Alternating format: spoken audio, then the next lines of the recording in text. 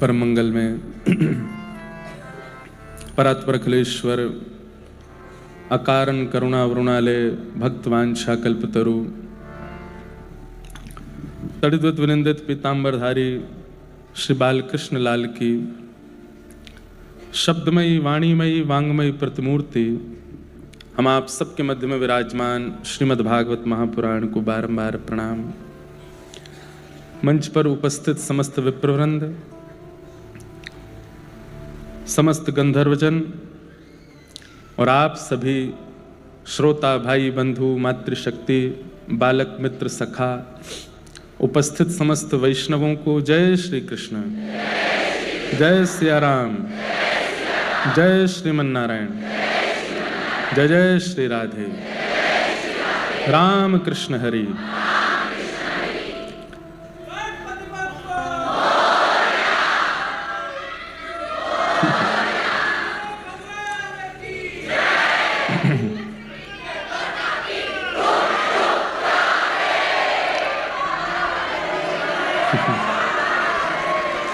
वाह भैया,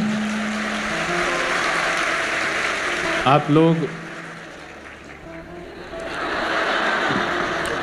इतने उत्साह में रहते हैं, बस कथा करने की और आप में कमी रहेगी, नहीं तो वो भी आप ही कर दो।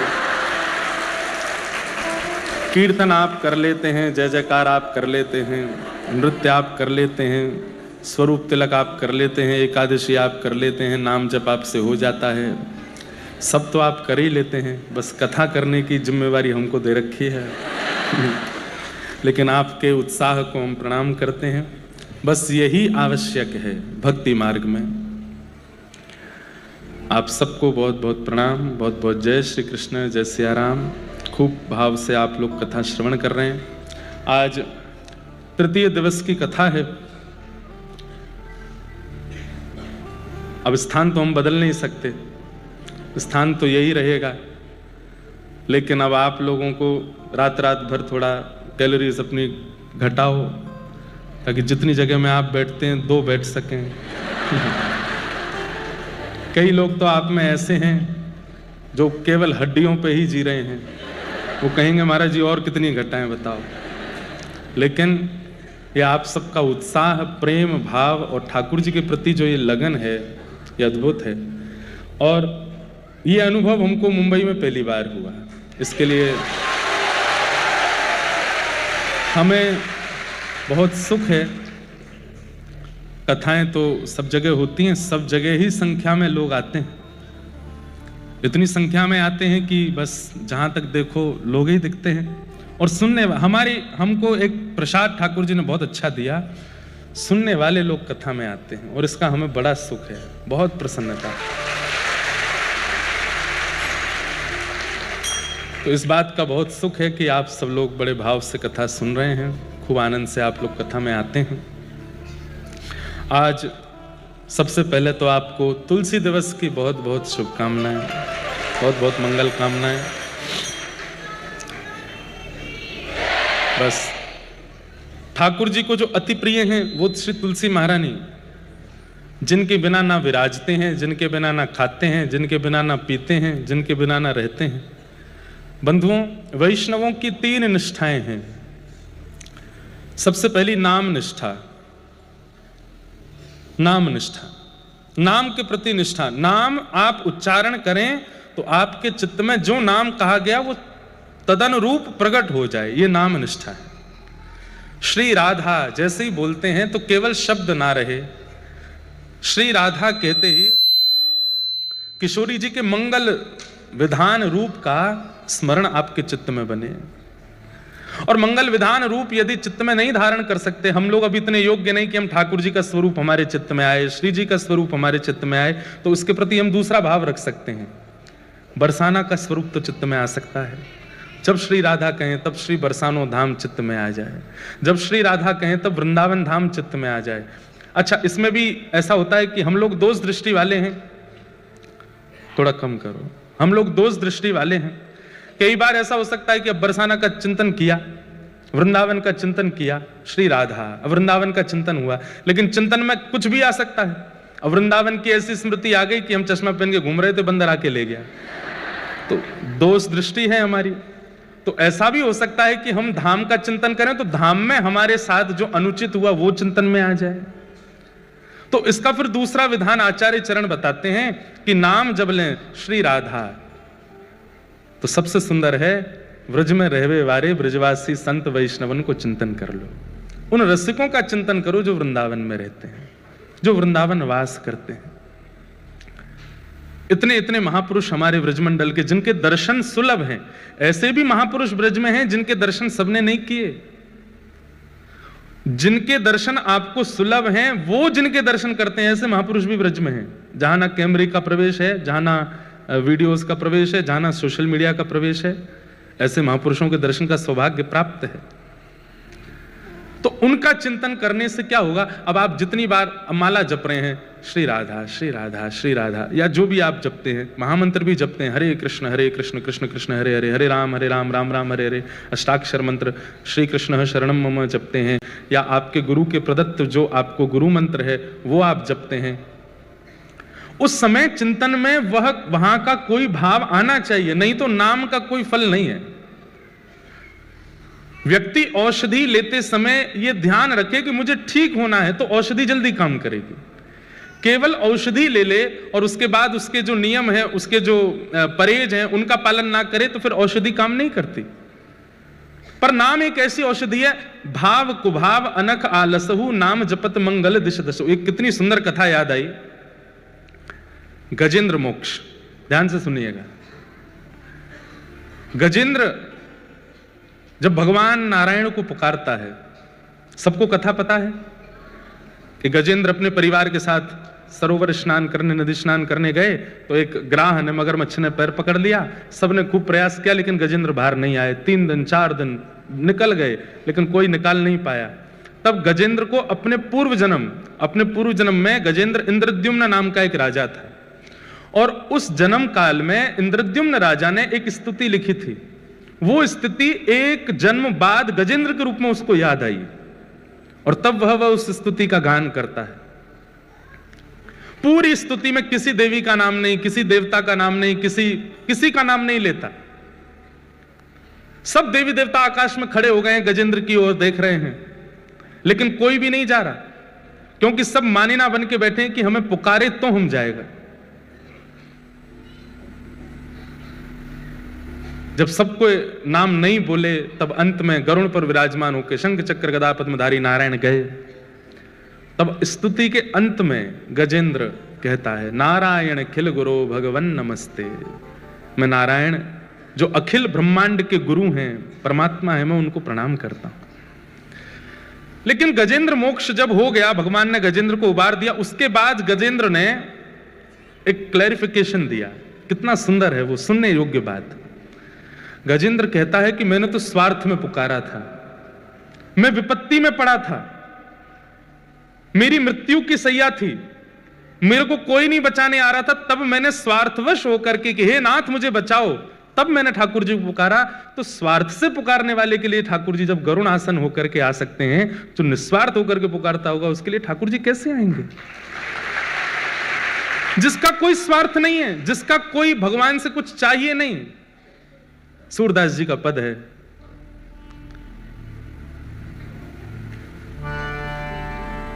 जैसे राखो तैसे रहूं, जैसे राखो तैसे रहूं, जानत हो सुख दुख सब जन के, जानत हो सुख दुख सब।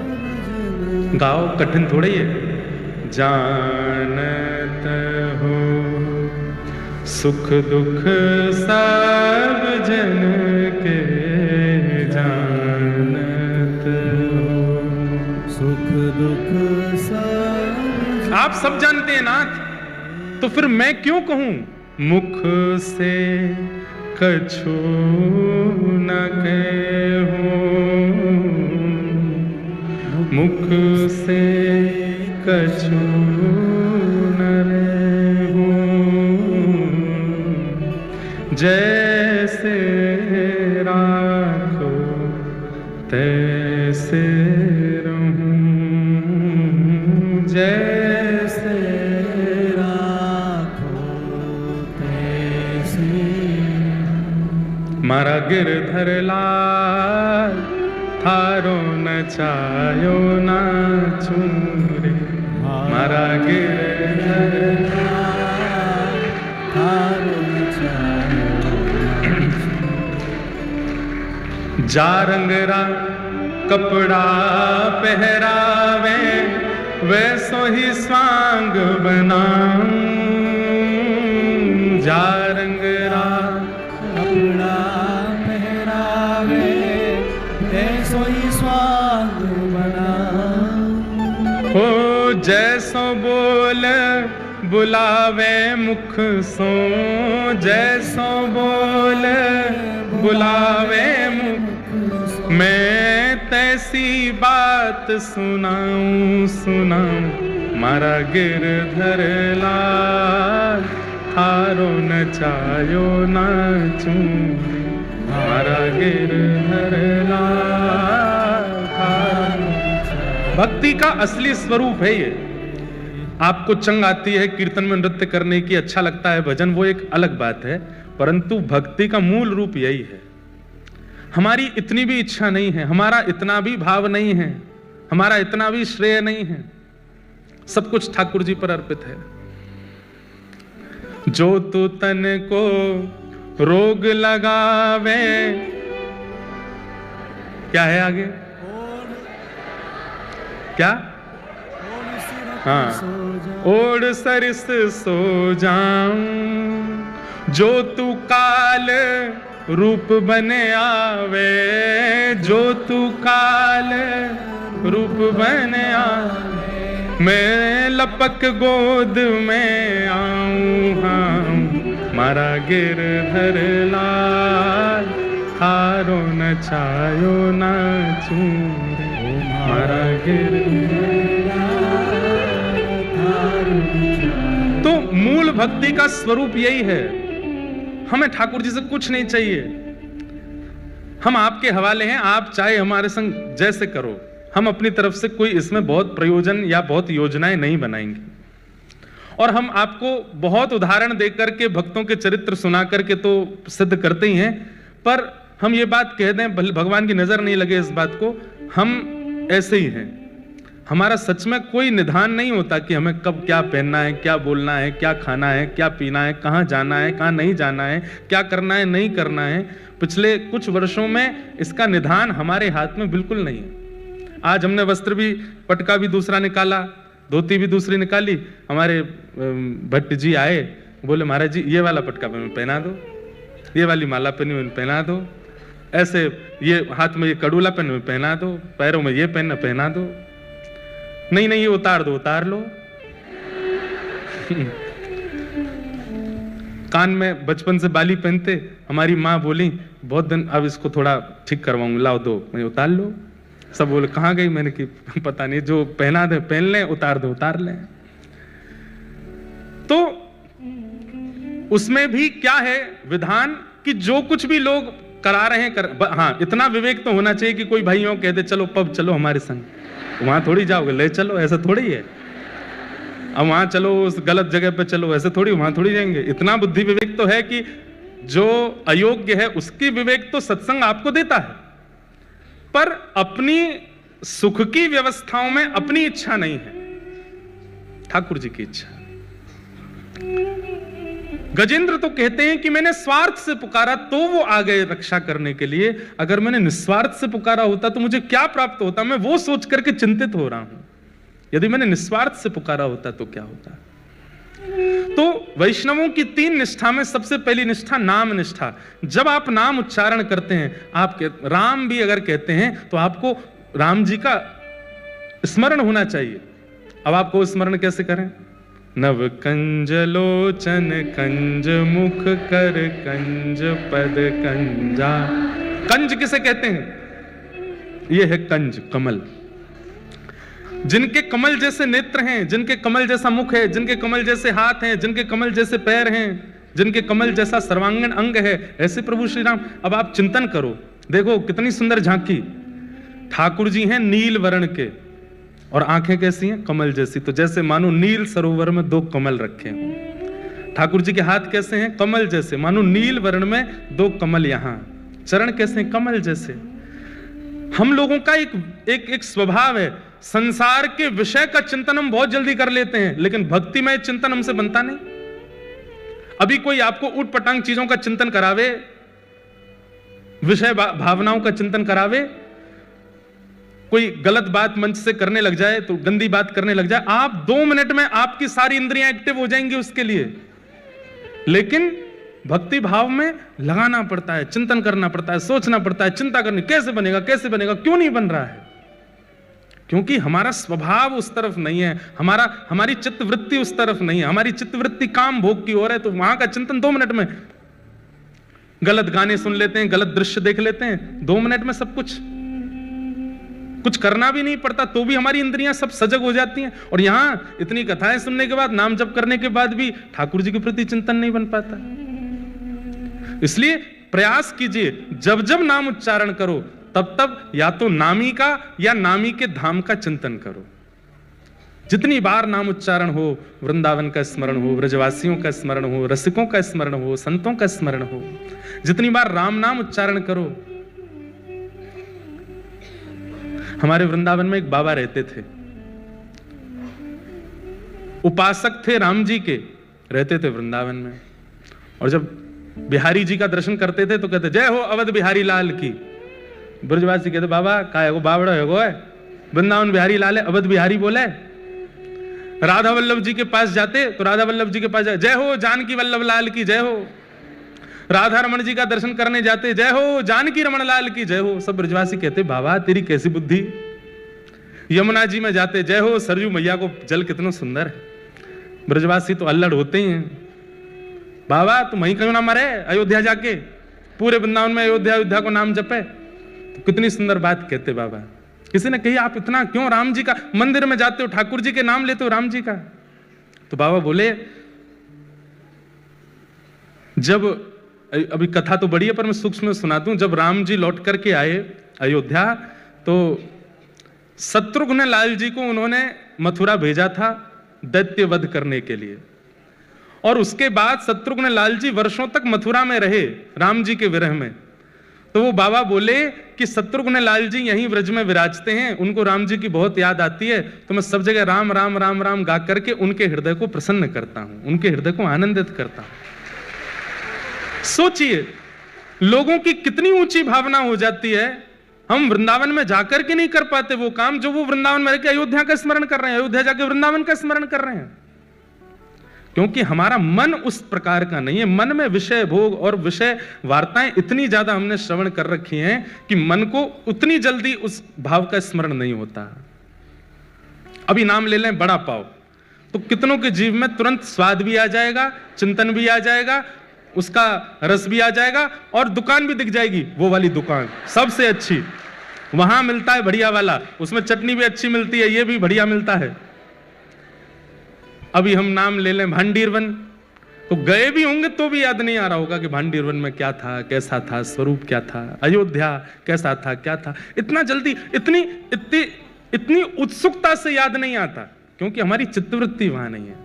तो वैष्णव की पहली निष्ठा नाम निष्ठा। नाम जपिए पर नाम के साथ साथ धाम का या नामी का या धाम के वैष्णवों का चिंतन किया कीजिए, तब नाम सार्थक है।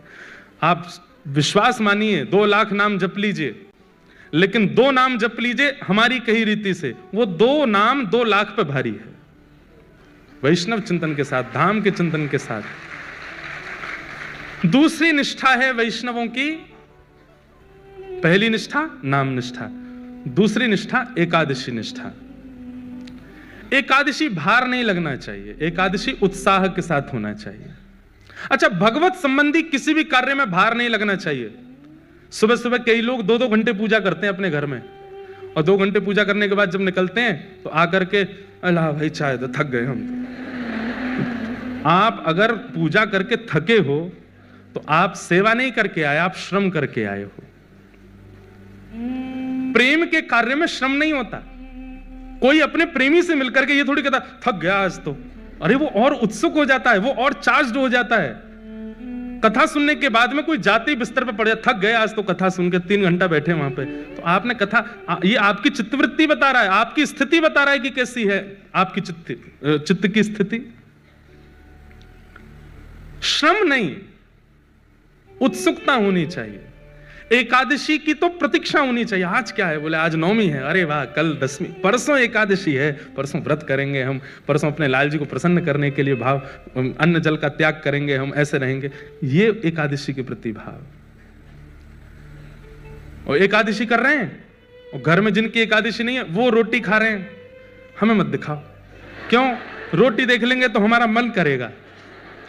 ये कैसी एकादशी की आपका रोटी देख के मन कर रहा है? नहीं, व्रत उत्साह से होना चाहिए। माताएं बहनें हमारी कौन सा होता है, करवा चौथ का व्रत करती हैं, अब तो हमें याद रखना चाहिए। तो करवा चौथ का व्रत करती हैं। अरे बस सुनो, हमारी एक बात सुनो। हम कथा करते समय वही हैं पुराने वाले, ठीक है, उसमें कोई वो नहीं। हमको वैसे ही आनंद आता है कि हम भी छोटे बालक हैं सबकी तरह, उस वैसे ही हमको कथा करनी है 100 साल की उम्र तक। तो सुनो, बात तो सुनो पूरी। अब माताएं बहनें व्रत करती हैं। अब उस व्रत में कई माताएं बहनें जो हैं वो तड़प सी रही होती हैं कि कब निकलेगा चंद्रमा, कब निकलेगा। उस दिन जैसी चंद्रमा की आराधना कभी, कई जगहों पे बादल आ जाते। इस बार हम करवा चौथ वाले दिन बद्रीनाथ में थे, तो वहां पे 2-4 माताएं थी, वो भी बोले महाराज जी बादल आ गए। वहां तो बादल क्या, पहाड़ आ गए, पहाड़ के पीछे चंद्रमा है। तो बेचारे वीडियो कॉल करके जहां चंद्रमा दिख रहा, बोले हमको वहीं से दिखाओ। व्रत का मतलब, अब वहां व्रत का जो भाव है वो नष्ट हो रहा है कि आप तोड़ना चाह रहे हो। व्रत का मतलब क्या होता है? व्रत एक प्रकार का संकल्प है। आपने अपने प्रियतम के लिए, अपने प्रिय के लिए आज अन्न जल का त्याग किया है, उसमें उत्साह नहीं है तो वो व्रत श्रेष्ठ नहीं। एकादशी वैष्णवों की करवा चौथ है, हर महीने आती है। जितने तिलकधारी, जितने कृष्ण प्रेमी, जितने वैष्णव हैं, उन सबकी करवा चौथ है एकादशी। और करवा चौथ सौभाग्य से रखती है माताएं अपने पति की दीर्घायु के लिए। ऐसे ही वैष्णव जन अपने लाल जी के, अपने प्रिया प्रियतम के सुख के लिए, कि वो राजी रहें। देखो होता क्या है, अन्न नहीं खाते ना जब हम, तो हमारी एक दिन की आयु बढ़ती है। व्रत 2 ही होते हैं, अन्न व्रत और मौन व्रत। ये 2 ही हमारी जीवन को घटाते हैं। जितना अन्न खाओगे उतनी जल्दी आपका जीवन कम होगा, और जितना बोलोगे उतनी जल्दी आपका जीवन घटेगा। इसलिए कम बोलो, कम खाओ, जीवन बढ़ेगा। इसलिए ये 2 व्रत बताए हमारे शास्त्रों में। विषय हैं तो बहुत सारे, पर ये विशेष हैं, अन्न व्रत और मौन व्रत। तो व्रत करने से क्या होता है, आपकी आयु एक दिन की बढ़ जाती है। एक दिन आपने अन्न नहीं खाया तो एक दिन की आयु आपकी बढ़ गई। वैष्णव क्या करते हैं, ठाकुर जी हमने अपना जीवन आपको दे दिया, हमने अपना सर्वस्व आपको दे दिया, हमने अपना समय आपको दे दिया, पर हम जो भी कुछ देते हैं आपको, उसमें हमें कोई प्रमाणिकता नहीं कि आपको मिला कि नहीं। पर आज हम अन्न छोड़ करके जो एक दिन की आयु हमारी बढ़ी है, वो भी हम आपको प्रदान करते हैं, आपके चरणों में अर्पित करते हैं, ये आप स्वीकार करो। हमारा 80 वर्ष का जीवन है, 90 वर्ष का जीवन है, 60 वर्ष का जीवन, पता नहीं, पर उस 60 वर्ष के 80 वर्ष के जीवन में हम जितने दिन एकादशी करते हैं उत्साह से, उतने दिन ठाकुर जी के पास पक्के रूप से हमको जाने को मिलेगा ही मिलेगा। उतने दिन तो ठाकुर जी अपने निकुंज में रखेंगे ही रखेंगे। इसलिए वैष्णवों की दूसरी निष्ठा क्या है, एकादशी निष्ठा। और वैष्णवों की तीसरी निष्ठा का नाम है तुलसी निष्ठा। आज तुलसी दिवस है, पूरा विश्व अलग दिवस बना रहा है, पर हम वैष्णवों के लिए आज तुलसी दिवस है। बंधुओं, प्रत्यक्ष रूप से मैंने पहले भी कथा में कहा, भाई लोगों को ठाकुर जी की सेवा बड़ी निपुणता से करनी चाहिए। पर ठाकुर जी की सेवा में, शालिग्राम जी की सेवा में भी कई बार माताओं को निषेध बताया गया, और भी कई भावों में। माताओं के लिए तो तुलसी सेवा, तुलसी की सेवा करो। जिस घर में तुलसी जी हरी भरी रहती हैं, जिस घर की तुलसी जी देख करके बस आनंद आ जाए, घनी तुलसी घर के द्वार पर लगी हैं, उस घर में कभी यमराज नहीं आते, उस घर के किसी भी व्यक्ति को यमलोक नहीं जाना पड़ता।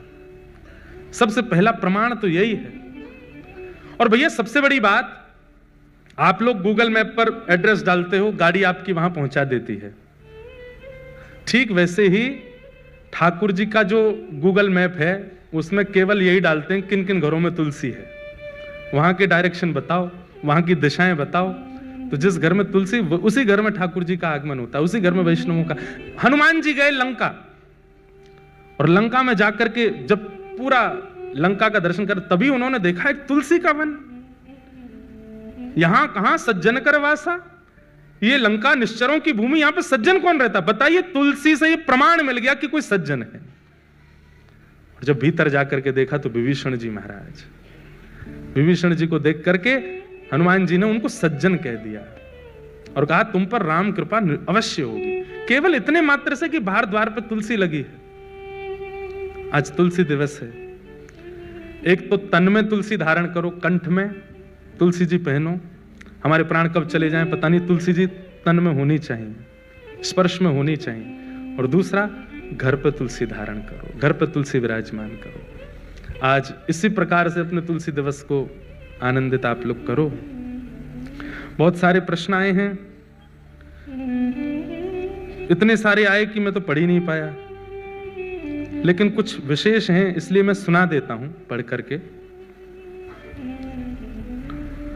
महाराज जी, श्री कृष्ण जब साथ में होते हैं परिवार के साथ, और वहां वैष्णव के प्रति बुराई हो रही हो, दोष देख रहे हो, और हमें ना चाहते हुए भी वो सुनना पड़े, हम जानते हैं कि वो अपराध है, मतलब घर के लोग किसी वैष्णव का बुराई कर रहे हैं, चॉइस ना हो, तब हम सबके साथ रहें के भी मन में नाम जप करें। क्या मतलब? उनका ऐसा भाव है कि घर में जब कोई वैष्णव अपराध कर रहा हो, हमें ना चाहते हुए भी मौन रह के सुनना पड़े, तो हमें क्या करना चाहिए? देखो, वैष्णव अपराध कोई व्यक्ति कर रहा है, वैष्णवों के प्रति अनर्गल बातें कर रहा है, आपको सुनने और देखने को यदि प्राप्त हो रही है, आप तुरंत उसका मानसिक त्याग करो, मन में उस बात को आने मत दो, मन में उसका चिंतन मत होने दो, और उस व्यक्ति के नाम से भी ठाकुर जी को प्रणाम करो, हे इसको सद्बुद्धि देना नाथ कि अब ऐसा ना करे। बस यही आप कर सकते हैं। लड़िएगा मत, विवाद मत करिएगा, विवाद वैष्णव का स्वरूप नहीं है। बंधुओं, कलिकाल जितना आगे बढ़ेगा उतना ज्यादा व्यासपीठ को, उतना ज्यादा संत समाज को, उतना ज्यादा वैष्णवों को खतरा बढ़ता ही जाएगा। लोग बाग दुनिया भर के प्रलाप करके कैसे भी करके चाहते हैं कि इतने वैष्णवों को कथा नहीं सुननी चाहिए, इतने लोग क्यों सुन रहे हैं, इतनी भक्ति क्यों बढ़ रही है लोगों में, इतने कृष्ण भक्त क्यों हो रहे हैं? तो कहीं ना कहीं कलयुग प्रलाप करवाता है लोगों से। आपको चाहिए आप मौन रहिए, उनके नाम से भी जप कर लो, ठाकुर जी इनको सद्बुद्धि दे। ठाकुर जी को नहीं छोड़ा लोगों ने, आजकल के वैष्णवों को क्यों छोड़ेंगे? इसलिए उस पर ज्यादा चिंतन नहीं। कहा जाता है कि माता पिता की सेवा ईश्वर की भक्ति के स्वरूप है। अगर वह इस दुनिया से चले गए और आपकी सेवा वाला कर्म अपने अनुकूल नहीं, विपरीत निकले और आपको अत्यधिक कष्ट दे, उसका निवारण दें। इनका ऐसा भाव कहा जाता है, माता पिता की सेवा ईश्वर की भक्ति के स्वरूप है। अगर वह इस दुनिया से चले गए और आपके सेवा वाला कर्म आपके अनुकूल नहीं, विपरीत निकले, तो आपको अत्यधिक कष्ट दे, उसका निवारण दें। यदि आपके अपने ही आपको सबसे ज्यादा कष्ट दें और आपको जीना भी दुर्बल कर दें, तो इसके प्रति क्या करना चाहिए? प्रहलाद जी महाराज का चिंतन करो, जहां पिता ही हिरण्यकश्यप हैं, पिता ही मारते हैं, पिता ही मरवाने की आज्ञा देते हैं, ऐसी स्थिति में भी प्रहलाद जी महाराज। बंधुओं, एक चीज सीखिएगा, भक्ति परिस्थिति के अनुकूल विचलित नहीं होने देती। परिस्थिति में चाहे पति, चाहे पत्नी, चाहे माता पिता, चाहे अंतरंग व्यक्ति भी आपके विपरीत हो जाए, तो भी अगर आप भक्त हैं तो आप विचलित नहीं होंगे। प्रहलाद जी महाराज से सीखो। प्रहलाद जी महाराज प्रसन्न, प्रहलाद जी ने नृसिंह भगवान को इसलिए प्रकट कर दिया क्योंकि इतने समस्त प्रलापों में भी एक बार भी अपने पिता को दोष दृष्टि से नहीं देखा। अब एक कथा सुनाते हैं। हमारे पांडुरंग भगवान के अनेक भक्त हुए, उनमें से एक भक्त हुई सक्कूबाई। कौन हुई? सक्कूबाई। तो सक्कूबाई की कथा मैंने सुनाई है पहले भी, पर मैंने एक ग्रंथ में कुछ अलग भी पढ़ा, पंढरपुर में ही। आज स्मृति में आया तो सुना देता हूं आपको, ध्यान से सुनिएगा। सक्कूबाई, एक वैष्णव कुल में जन्म हुआ सक्कूबाई का। परिवार, माता पिता, भाई बंधु सब भक्त थे। सक्कूबाई का बाल्यकाल और विवाह से पूर्व का जीवन इतना अच्छा था क्योंकि सब भक्त थे। लेकिन विवाह के बाद कन्या कैसे कुल में जाएगी, इसका कोई प्रमाण नहीं दे सकता। सक्कूबाई का विवाह किया गया, लेकिन परिवार ऐसा मिला विपरीत, और विपरीत ही नहीं, विपरीत की पराकाष्ठा। कई घर ऐसे होते हैं जहां सास ससुर अनुकूल नहीं है लेकिन पति अनुकूल है, तो भी निर्वहन किया जा सकता है। पति अनुकूल नहीं है लेकिन सास ससुर अच्छे, तो भी निर्वहन हो जाता है। बहुत सौभाग्यशाली मानिए कि सब अनुकूल हैं, माता पिता सास ससुर पति बच्चे सब अनुकूल हैं, तो बहुत बड़ी कृपा है ठाकुर जी। नहीं तो कोई ना कोई प्रतिकूल ही रहता है।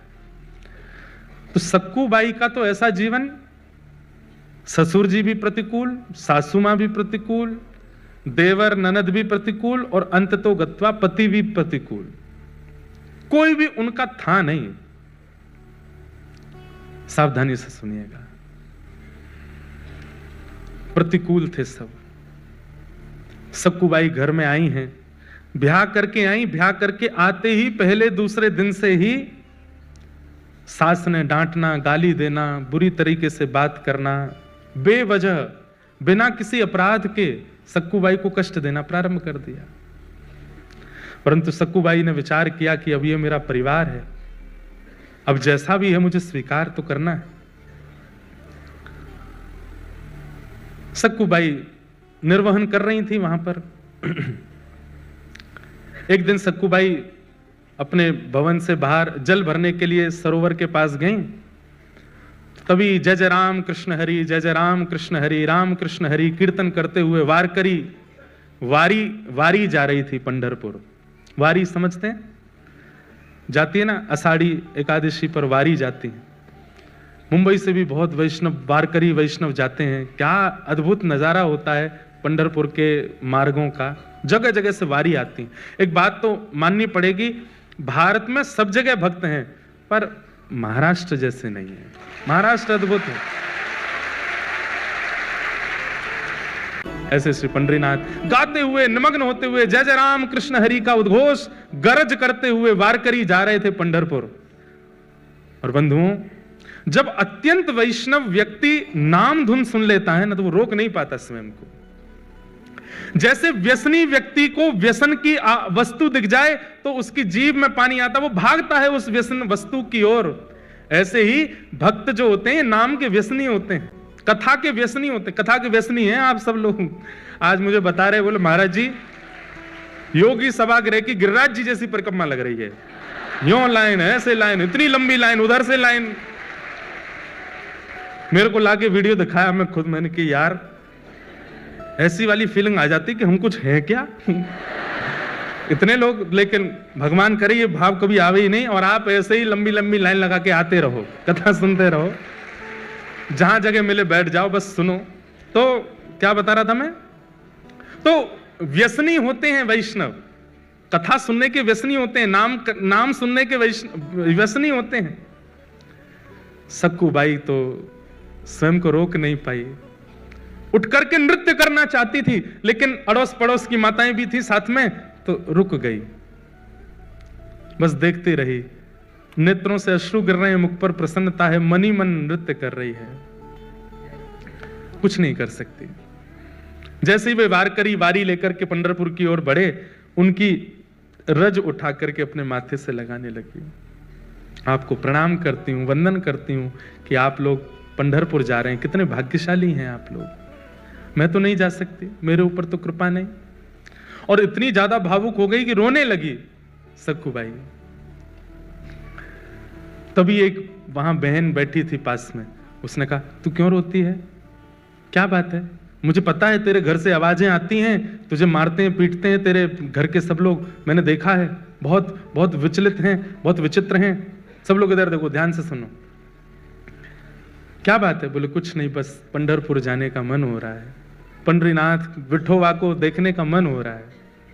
इन सबको देख के इनकी भाग्य की सराहना कर रही हूं कि कितने भाग्यशाली, जाएंगे पंढरपुर में, दर्शन करेंगे, कीर्तन करेंगे, गरज करेंगे, प्रसाद पाएंगे। मैं कहां, यहीं पिटती रहूंगी घर में, कुछ नहीं कर सकती।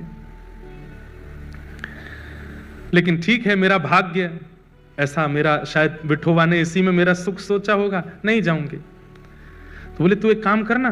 बोले क्या?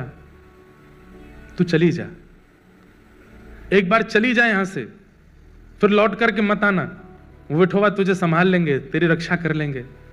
नहीं नहीं, मैं ऐसा नहीं कर सकती, मेरे माता पिता पे बात आ जाएगी, परिवार छोड़ के कैसे जाऊं मैं। बोले तू जाना, कब तक विचार करती रहेगी? ये तो ऐसे ही करते रहेंगे तेरे साथ। आज वारी मिल गई है, इसके सारे चली जाएगी, कल को वारी नहीं मिलेगी, कल को कोई वैष्णव जाते हुए नहीं देखेंगे, कैसे जाएगी? अभी तो इनके बीच तू पहुंच जाएगी पंढरपुर, चली जा। मन में ऐसी स्थिति बनी, जाऊं नहीं जाऊं, जाऊं नहीं जाऊं। अंत तो गत्वा सक्कूबाई सब छोड़ छाड़ करके दौड़ पड़ी और वारी में जाकर के निकल पड़ी पंढरपुर की ओर। परंतु ऐसा है ना कि कई लोग तो आपकी भक्ति में सहायक होते हैं, और कई लोग जो होते हैं उनको ये लगता है ये क्यों कर रहा है भक्ति, इसकी तो शिकायत होनी चाहिए।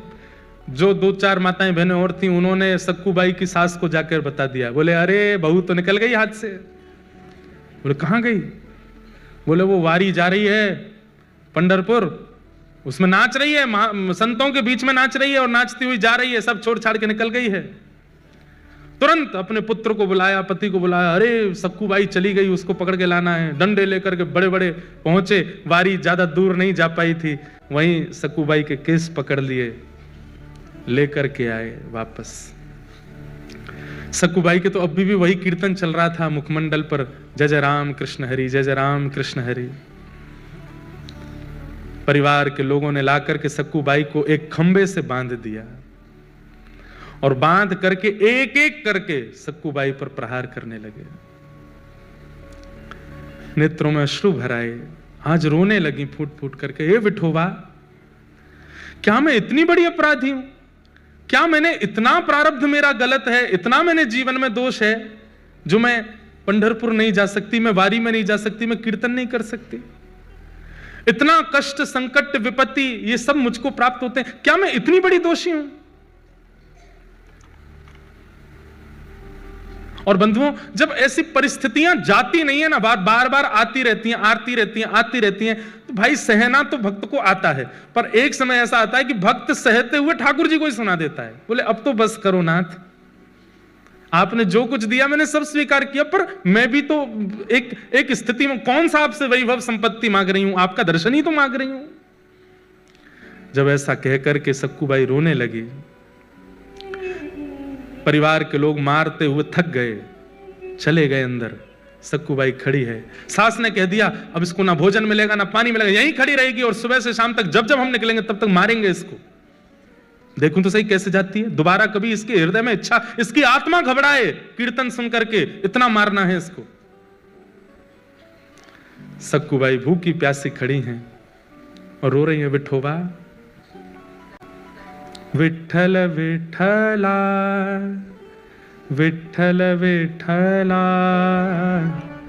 विठ्ठल विठ्ठल विठ्ठल विठ्ठल विठ्ठल विठ्ठला, विठ्ठल विठ्ठला, विठ्ठल विठ्ठला, विठ्ठल विठ्ठल विठ्ठल विठ्ठल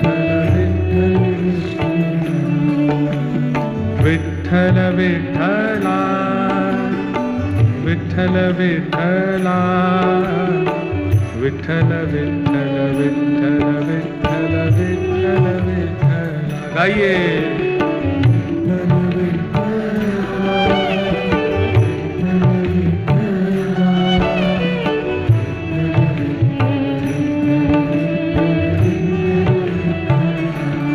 सक्कूबाई गा रही है, और इतने में ही एक गांव की ही, जो जैसे नवारी साड़ी पहनते हैं ना यहाँ महाराष्ट्र में, लांग लगा करके माताएं ऐसे तैयार होती हैं, गजरा वजरा पहन करके, बिल्कुल ऐसी नवारी साड़ी पहन करके सांवली सी एक सखी, स्वयं पंडरीनाथ भगवान एक सखी बन करके आए और आकर के सक्कूबाई के पास खड़े हो गए, नेत्र बंद करके अश्रु प्रवाह करती हुई गा रही है।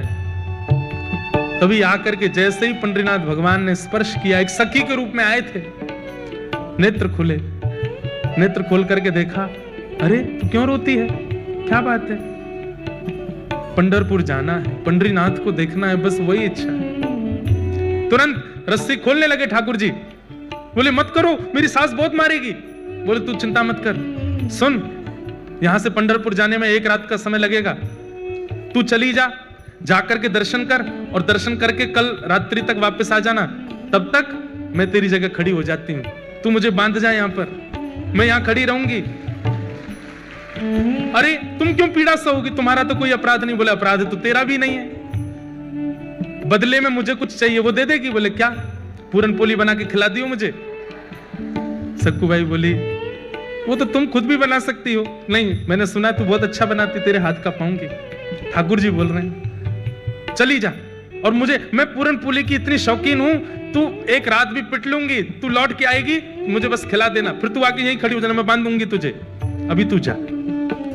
और आकर के रस्सी खोल दी, सक्कूबाई हट गई, ठाकुर जी खड़े हो गए। बोले सुन, मुझे बांध के जा।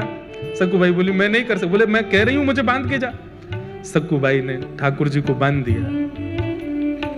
ठाकुर जी खड़े हैं, पंडरीनाथ खड़े हैं। बोले तू जा, विठोबा का दर्शन करके आ।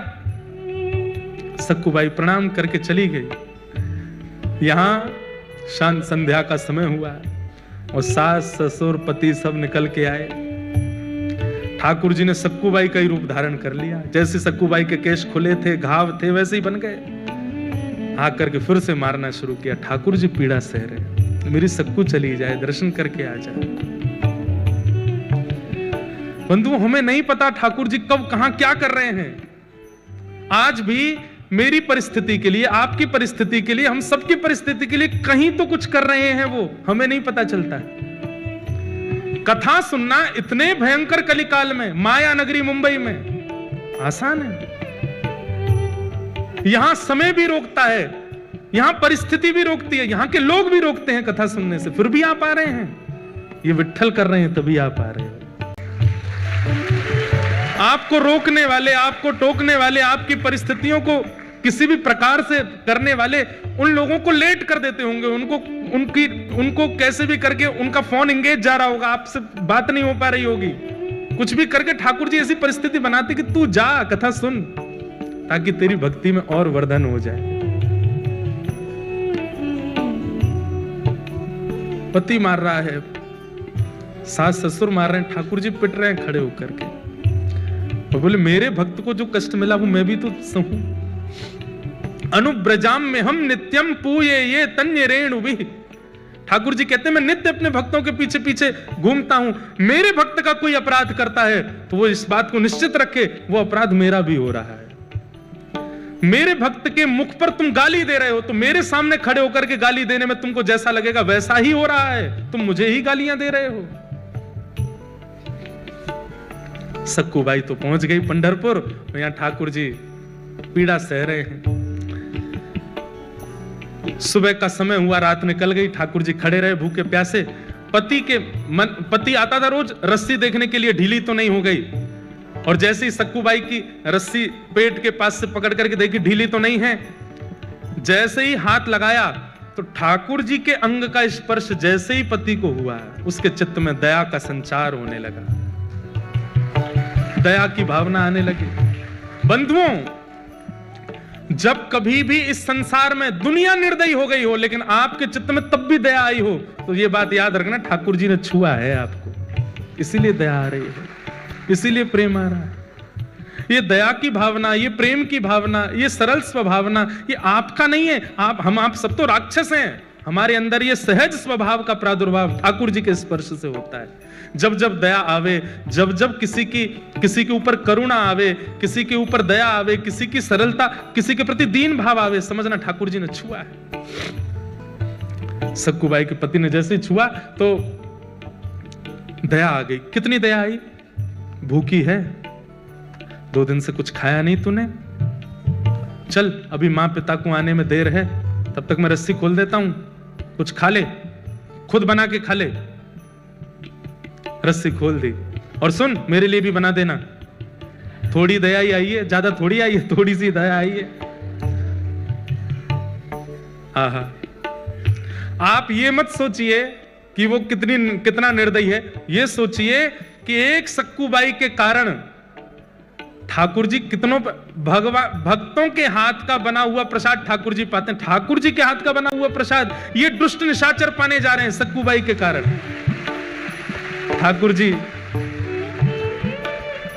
आटा लेकर के आए हैं, और जो सामग्री होती है पूरन पोली में सब ठाकुर जी व्यवस्थित कर रहे हैं। अपने हाथ से आटा मार रहे हैं, उसके अंदर वो जो मीठा मीठा सामग्री होती है उसको धर रहे हैं, बेल रहे हैं अपने हाथ से, कोमल हाथों से। ठाकुर जी ऊपर वैकुंठ में बैठी लक्ष्मी रो रही है ठाकुर जी को देख के। ये कैसा सौभाग्य, एक भक्त के लिए ठाकुर जी कितना करते हैं। अभी बंधुओं जनाबाई का प्रसंग नहीं आया, नहीं तो नेत्रों के अश्रु रुकेंगे नहीं। ये पंडरीनाथ भगवान की ऐसी ऐसी लीलाएं हैं कि मैं क्या सुनाऊं आपको। अपने हाथ से पूरन पोली बना रहे हैं, और कहां परमात्मा सबसे पहले आरोगते हैं, लेकिन आज भक्त के परिवारियों को पवा रहे हैं, उसके पति को पवा रहे हैं, उसकी माता बहन को पवा रहे हैं, उसके सास ससुर को पवा रहे हैं। उसके बाद पति कहता है तू भी पा ले। अंत में ठाकुर जी स्वयं पार, आधा कोर पाया, पूरा पा भी नहीं पाए। किसी ने पूछा ठाकुर जी आप क्यों नहीं पा रहे हो? अपने हाथ का बनाया आज तक नहीं पाया, सदा भक्तों के हाथ का ही पाया है, स्वाद नहीं आ रहा है।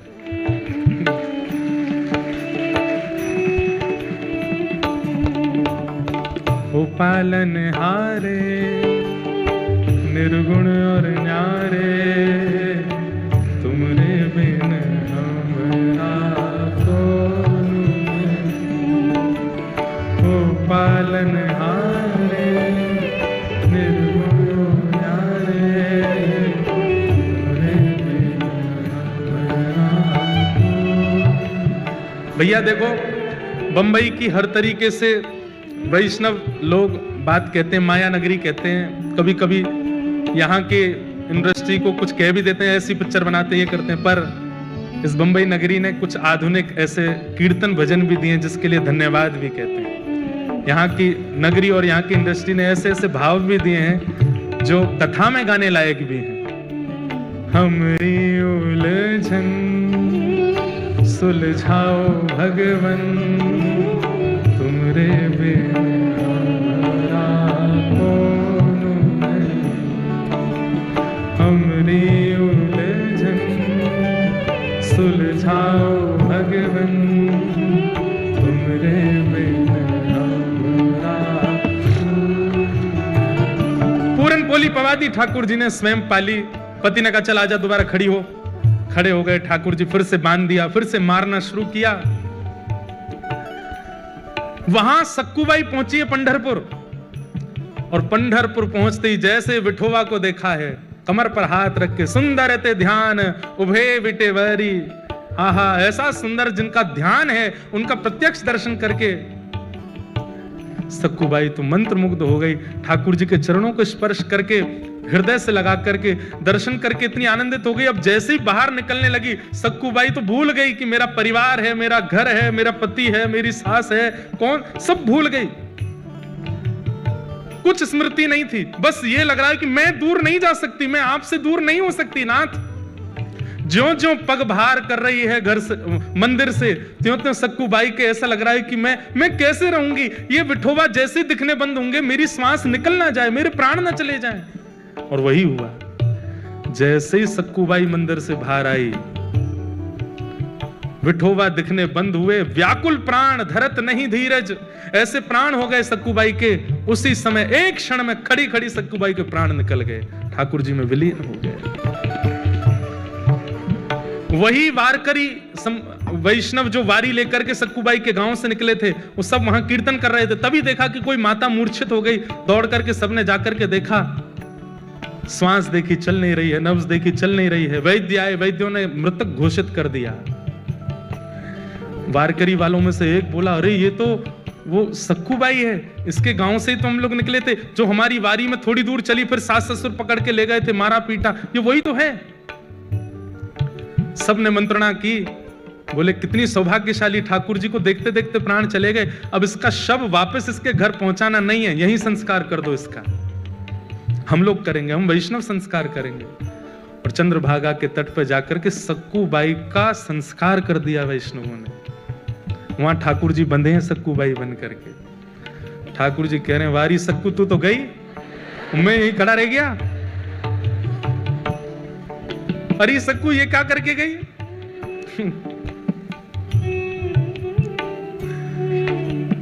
तब रुक्मणी जी को चिंता हुई कि सक्कू तो वैकुंठ पहुंच गई, ठाकुर जी मत सक्कू बने खड़े हैं। तब ठाकुर जी से कहा, नाथ ये मैं बहुत सह रही हूं, आप इतना कुछ वहां सह रहे हैं, मैं देख के मेरे को व्याकुलता हो रही है, अब नहीं होगा ये काम, अब कुछ करिए। बोले क्या करूं, सक्कू तो गई, मेरे को यहां रहना ही पड़ेगा। बोले नहीं नहीं नहीं, कुछ तो करो। तो ठाकुर जी गए पंडरीनाथ भगवान चंद्रभागा जी के तट पर, और सक्कूबाई की चिता की जो राख थी, उस राख से सक्कूबाई का स्वरूप बना करके पुनः उनको जीवित कर दिया, और जीवित करके कहा, अरे सक्कू, बोली मुझे क्यों आपने वापस इस संसार में बुला लिया? ठाकुर जी बोले, मैं बंधा हूं वहां पे। तो बोले वहां जा।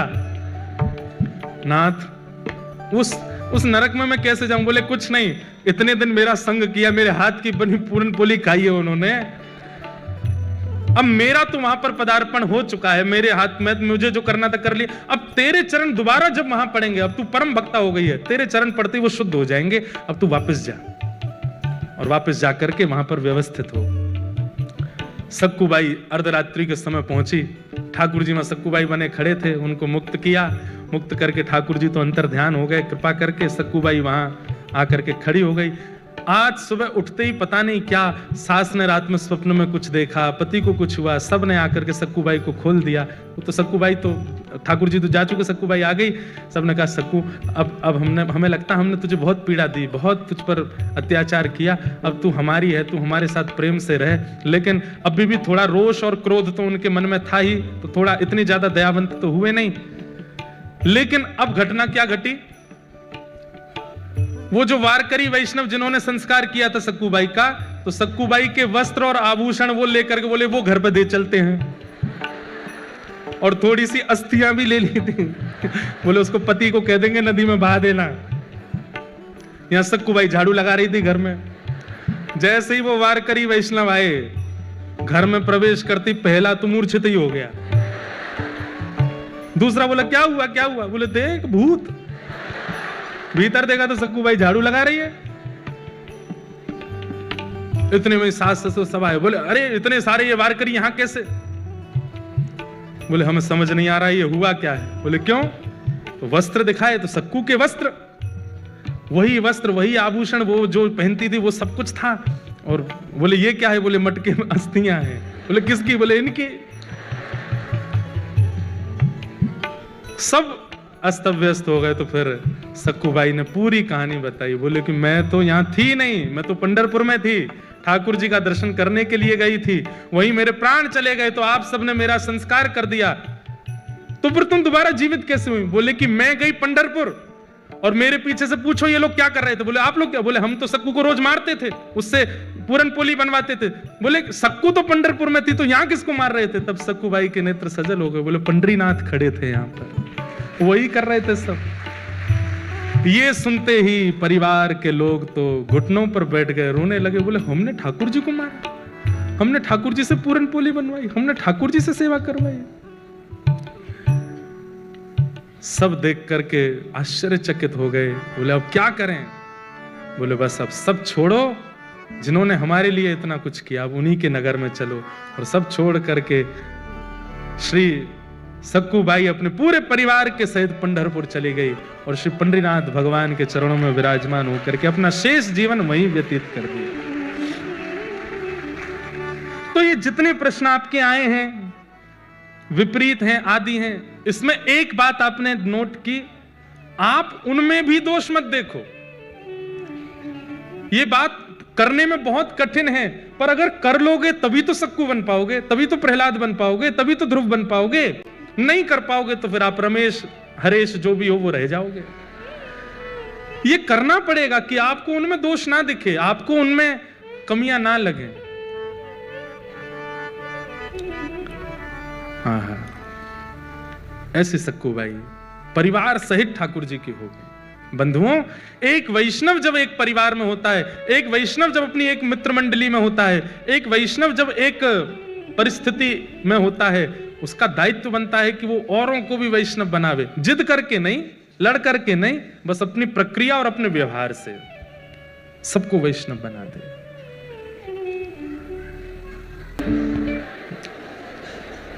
ऐसी स्थिति बन जाए कि दोष दृष्टि प्रकट ही नहीं हो रही। विराज जो सबके लेंगे, सब जो जो बना के लाए हो सब ले लेंगे भाई, नेक बैठो।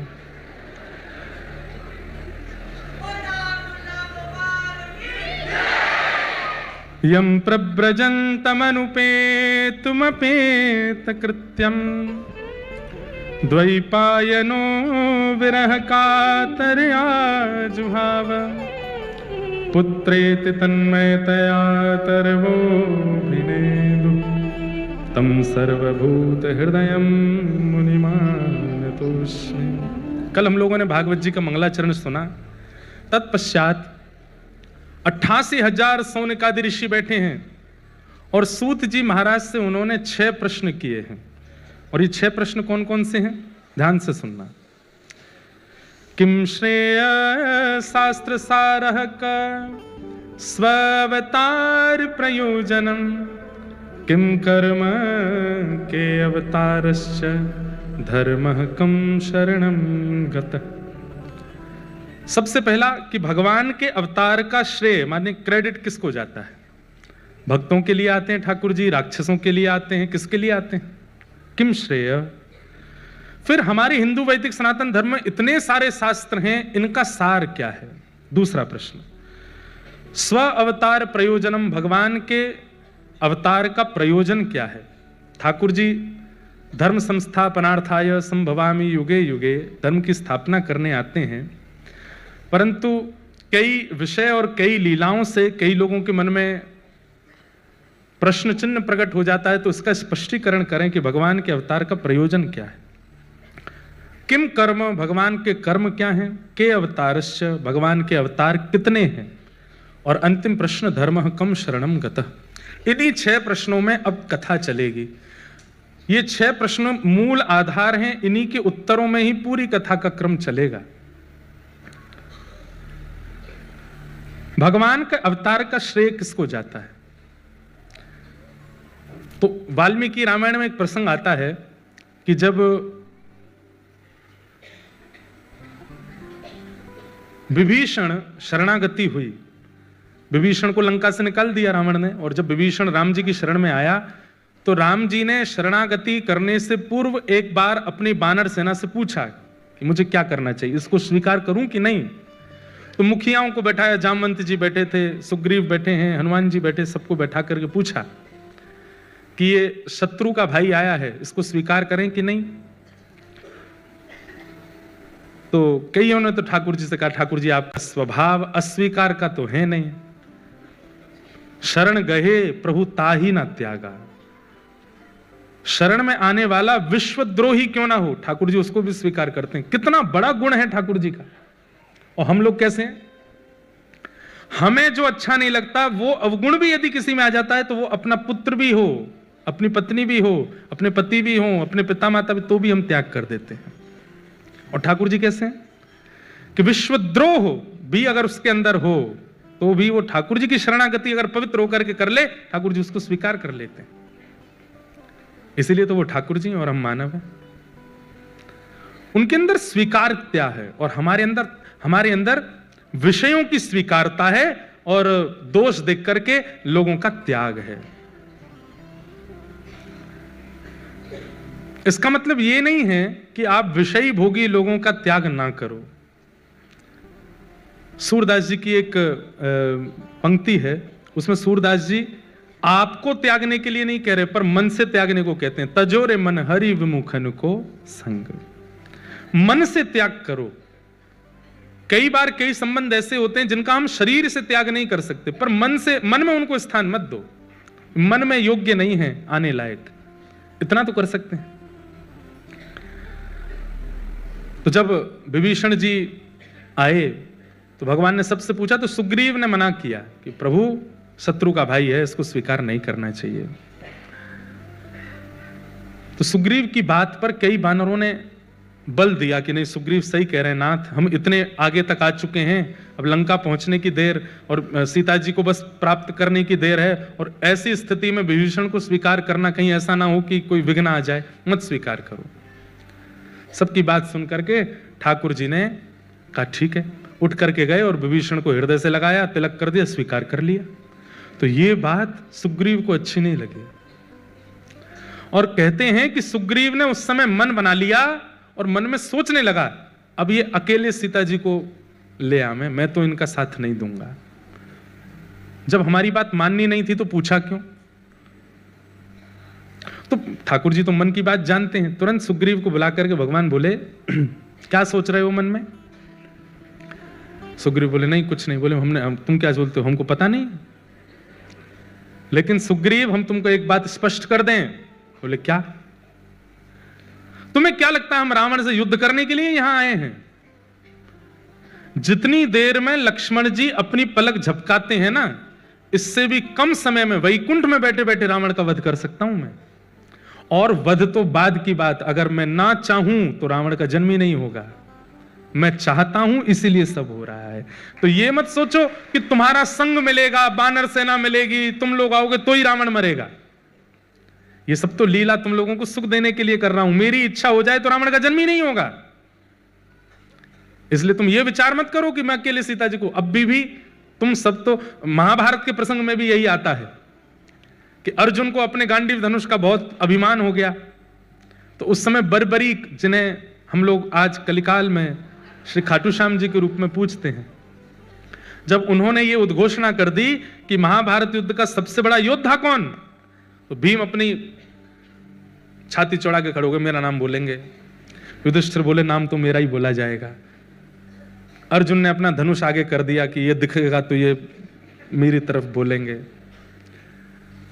दूर खड़े थे ठाकुर जी, बर्बरीक बोले, महाभारत युद्ध के सबसे बड़े योद्धा कृष्ण।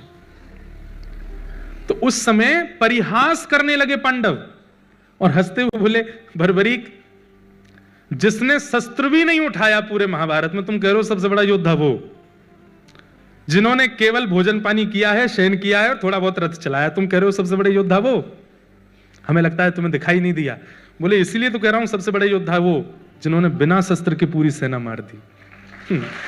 अरे अर्जुन, अरे युधिष्ठिर, वास्तव में तो जब कौरव कृष्ण के विपक्ष में खड़े हुए, मृत्यु तो तभी हो गई थी उन लोगों की। भगवान के विपक्ष में खड़ा हो जाए, मृत्यु तो उसी समय है, लेकिन श्रेय तुम लोगों को मिल जाए, इसलिए केवल उनके प्राण तो निकल चुके हैं, बस उन कठपुतली की तरह घूम रहे थे, तुम्हारे बाण लगने से श्रेय तुमको मिल रहा था। तो इसको मैंने मारा, उसको मैंने मारा, उसको मैंने मारा, मर तो वो पहले ही गए थे। तो ठाकुर जी राक्षसों के वध के लिए नहीं आते हैं। अब मेरा मुंबई में घर है, वैसे नहीं है, बोल रहा हूं, मान लो मेरा मुंबई में घर है। अब मैं जब कभी भी मुंबई आता हूं, काम से आया अपने रिकॉर्डिंग्स के लिए, आज हमारे म्यूजिक वाले जो सारे संगीत करते हैं वो भी बैठे हैं, मीर देसाई जी यहाँ बैठे हैं, सारे जो भी आपने संगीत सुना ये यही एक बार खड़े तो हो जाओ।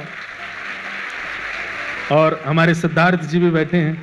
अभी एक सुंदर भाव आया था, रघुवर कोमल कमल नयन को पहनाओ जयमाला, वो दोनों के ही भाव से आया।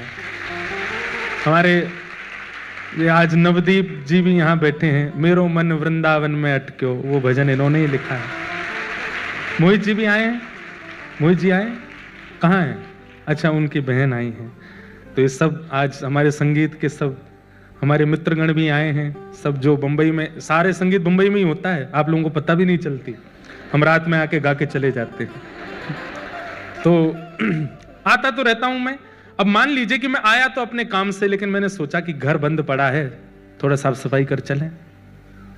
आया तो मैं अपने मित्रों से मिलने के लिए, लेकिन लगे हाथ सोचा जो गंदगी है उसको भी साफ करें। ऐसे ही ठाकुर जी का, आते तो वो हम भक्तों के लिए हैं, पर विचार करते हैं कि रावण कंस आदि जैसी गंदगियां हैं, इनको भी साफ करते चलो।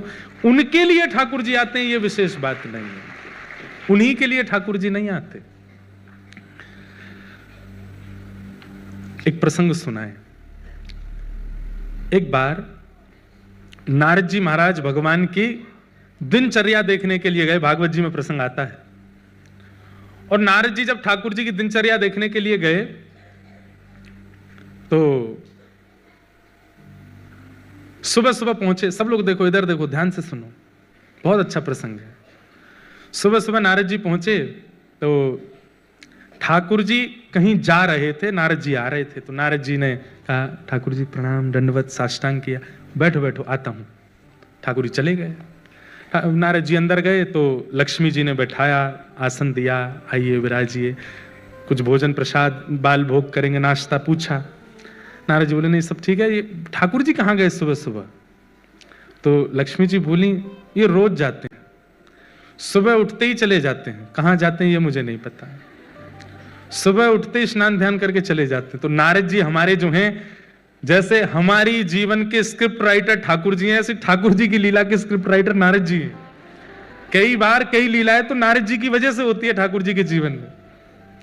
तो नारद जी बोले अच्छा कैसी गृहिणी हो आप कि आपके पतिदेव सुबह सुबह कहीं जाते और आपको पता ही नहीं है। ठीक है, अब वो तो परमात्मा है, अपनी इच्छा, ना जाने क्या क्या उनकी लीलाएं हैं, हमने कभी विचार भी नहीं किया। नहीं नहीं गलत कर रही हो आप, यहां आपका पातिव्रत धर्म नष्ट हो रहा है। आपके पतिदेव सुबह सुबह उठ करके कहीं जा रहे हैं और आप देखती तक नहीं हो उनकी ओर। तो लक्ष्मी जी के मन में शंका आ गई। इस शंका उत्पन्न करने वाले भी कई लोग होते। कई लोगों में शंका होती नहीं है, शक होता नहीं, पर कई लोग करवा देते हैं। अच्छे रूप में हो तो कोई बात नहीं है, बुरे रूप में नहीं होना चाहिए। नारद जी महाराज ने शंका उत्पन्न करा दी।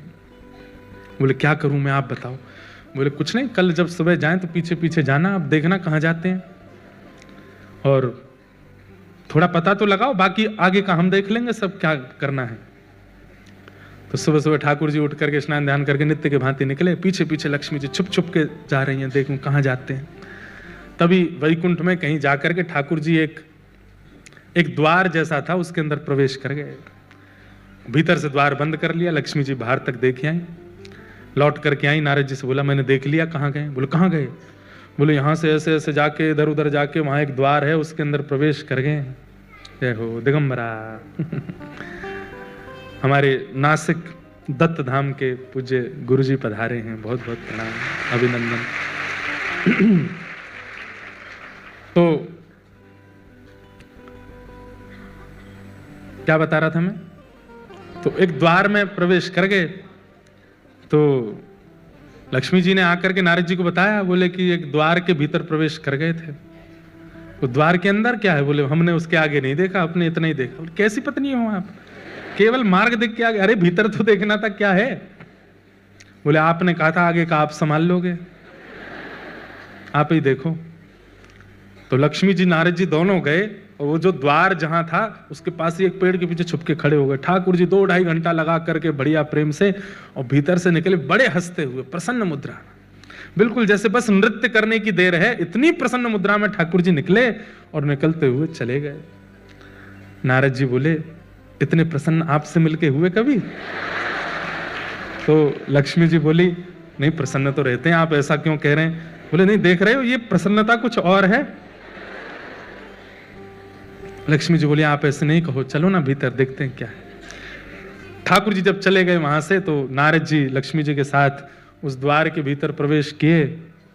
भीतर जाकर के देखा तो एक बहुत सुंदर सा एक भवन, बहुत सुंदर आंगन, बड़ी सुंदर सुगंधी आ रही है, बहुत सुंदर सूर्य की किरण भीतर पड़ रही है, अद्भुत, मतलब सात्विक वातावरण भीतर। और वहां एक आसन लगा हुआ था। आसन के पास जाकर के देखा तो प्रसन्न हुए, ठाकुर जी का होगा। उस आसन के सामने एक चौकी थी, उस चौकी के ऊपर एक सिंहासन था, वो सिंहासन एक कपड़े से ढका हुआ था। नारद जी बोले सिंहासन क्या है और ये ढका हुआ क्यों है? लक्ष्मी जी बोली आप देखो ना। आपने कहा था कहीं ऐसी कोई चीज ना हो कि हम देख लें ठाकुर जी नाराज ही हो जाएं। आप देखो, तो नारद जी महाराज ने जैसे ही वो वस्त्र हटाया, देख करके लक्ष्मी जी और नारद जी दोनों के नेत्र चकित रह गए। कैसे? वो एक आसन था और उस आसन में 4 खाने बने हुए थे। खाने समझते हैं? 4 ब्लॉक्स थे, जैसे आपके 3 ब्लॉक हैं, ऐसे 4 खाने थे। एक खाने में लिखा था सतयुग, एक खाने पर लिखा था त्रेता, द्वापर और कलयुग। और उन चारों खानों में उस युग के जो भक्त हैं उनकी छोटी छोटी प्रतिमाएं रखी थी, उन पर तिलक चढ़ा हुआ था, पुष्प अर्पित हुए थे, उनको तिलक चंदन आदि। मतलब सतयुग के भक्तों के स्वरूप, त्रेता के भक्तों के स्वरूप, द्वापर के भक्तों के स्वरूप, कलयुग के भक्तों के, सबके स्वरूप रखे और ठाकुर जी उनकी आराधना करके गए। नारद जी महाराज ने देखा उन भक्तों के स्वरूप में नारद जी का भी स्वरूप रखा है। नारद जी बोले, या तो मैं भी रखा हूं। लक्ष्मी जी बोली, इधर देखिए मैं भी हूं। लक्ष्मी जी का भी आराधन करके गए। वहां पर मीराबाई का भी स्वरूप है, गोस्वामी तुलसीदास जी का भी स्वरूप है, हमारे श्री तुकाराम जी महाराज का, ज्ञानेश्वर माउली का, सबके स्वरूप विराजमान। और ठाकुर जी उनको प्रणाम कर रहे थे। देख करके नारद जी के नेत्र सजल हो गए। बोले, कैसे भक्त वत्सल हैं ठाकुर जी, पूरा विश्व इनको वंदन करता है और वो अपने प्रत्येक भक्त का वंदन करते। मेरा सुमिरन हरि करें, ध्यान से सुनिएगा, मेरा सुमिरन हरि करें। भक्ति की पराकाष्ठा क्या है? भक्ति की पराकाष्ठा क्या है? मैं हरि का सुमिरन करूं, ये प्रारंभ है, पर एक स्थिति ऐसी आ जाए कि मेरा सुमिरन हरि करें, मैं पावा विश्राम, मैं आराम करूं, मेरा सुमिरन ठाकुर जी कर रहे हैं। ठाकुर जी आराधन करते हैं, अपने भक्तों को पूजते हैं, अपने भक्तों को वंदन करते हैं। सोचो, आप जैसे नहलाते हो, आप जैसे वस्त्र पहनाते हो, जैसे भोग लगा, वैसे ही वैकुंठ में, जरूरी नहीं आपकी करते होंगे, पर जो भक्त श्रेणी होगा, हाँ, मुझे कुछ अपने वृंदावन के और हमारे ब्रजमंडल के कुछ ऐसे रसिक जन दिख रहे हैं अभी भी, जिनके स्वरूप की आराधना ठाकुर जी करते होंगे, वो हैं उस लायक। ठाकुर जी इत्र लगाते होंगे, ठाकुर जी पोशाक पहनाते होंगे, और सही बताऊं तो ठाकुर जी जैसी आराधना करते हैं वैसे ही फिर वो लोग हमको यहां दिखाई देते हैं, वैसे ही उनका स्वरूप दिखने लगता है। अब रसिक संत जनों को आप देखो, मैं कहा करता हूं, उनके वस्त्र 200-300 रुपए के वस्त्र पहनते हैं, मुख पर कोई क्रीम पाउडर लगाते नहीं हैं, सामान्य सा उनका वेशभूषा स्वरूप रहता है, फिर भी उनके प्रति इतना आकर्षण क्यों है? क्योंकि ठाकुर जी उनके निश्चित स्वरूप की सेवा करते होंगे। ठाकुर जी भक्त अधीन हैं। तो भक्तों के लिए ठाकुर जी पृथ्वी पर आए हैं। आगे यहां सूत जी महाराज ने अनेक विषय कहते हुए भगवान के अनेक अवतारों का वर्णन किया और श्रीमद् भागवत की रचना का भाव बताया।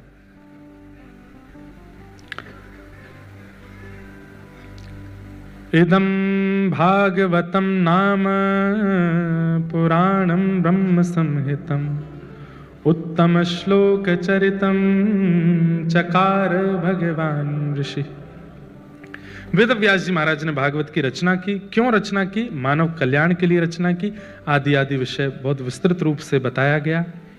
नारद जी महाराज ने भागवत की रचना करवाने में वेद व्यास जी का सहयोग किया। उस प्रसंग को सुनाते हुए फिर यहां से थोड़ी महाभारत का प्रसंग सुनाया। ये सब विषय हम बहुत विस्तार से कथा में सुना चुके हैं, इसलिए इनको सूक्ष्मता से कह रहे हैं। महाभारत के अंतिम पड़ाव का प्रसंग यहां सुनाया गया। क्यों सुनाया गया?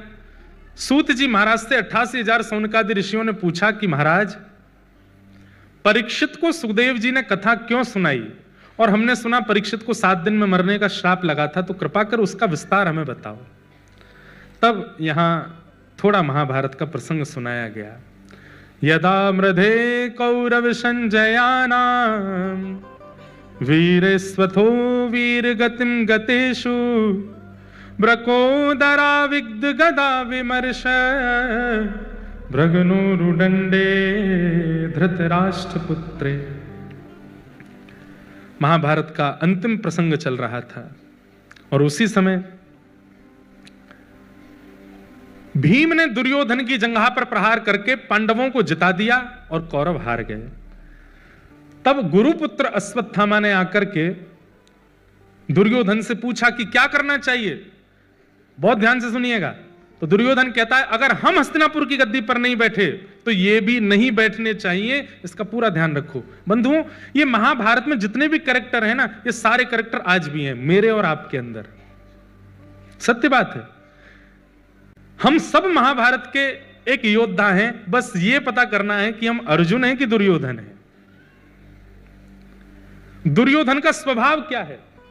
जो मेरा नहीं हुआ वो किसी का नहीं होना चाहिए, ये दुर्योधन का स्वभाव है। मैं हार जाऊं, मैं मर जाऊं, मेरी स्थिति बुरी हो जाए, पर मैं जाते जाते उसको भी नहीं देखना चाहता कि उसको मिले, मतलब दूसरे के सुख से दुखी। ये दुर्योधन का स्वभाव है। अगर आपके अंदर ये है तो आप दुर्योधन हो।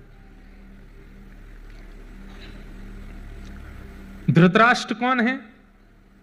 जो स्वयं नहीं देखता, दूसरे की सुने पर चलता है। समझ आ रही है बात?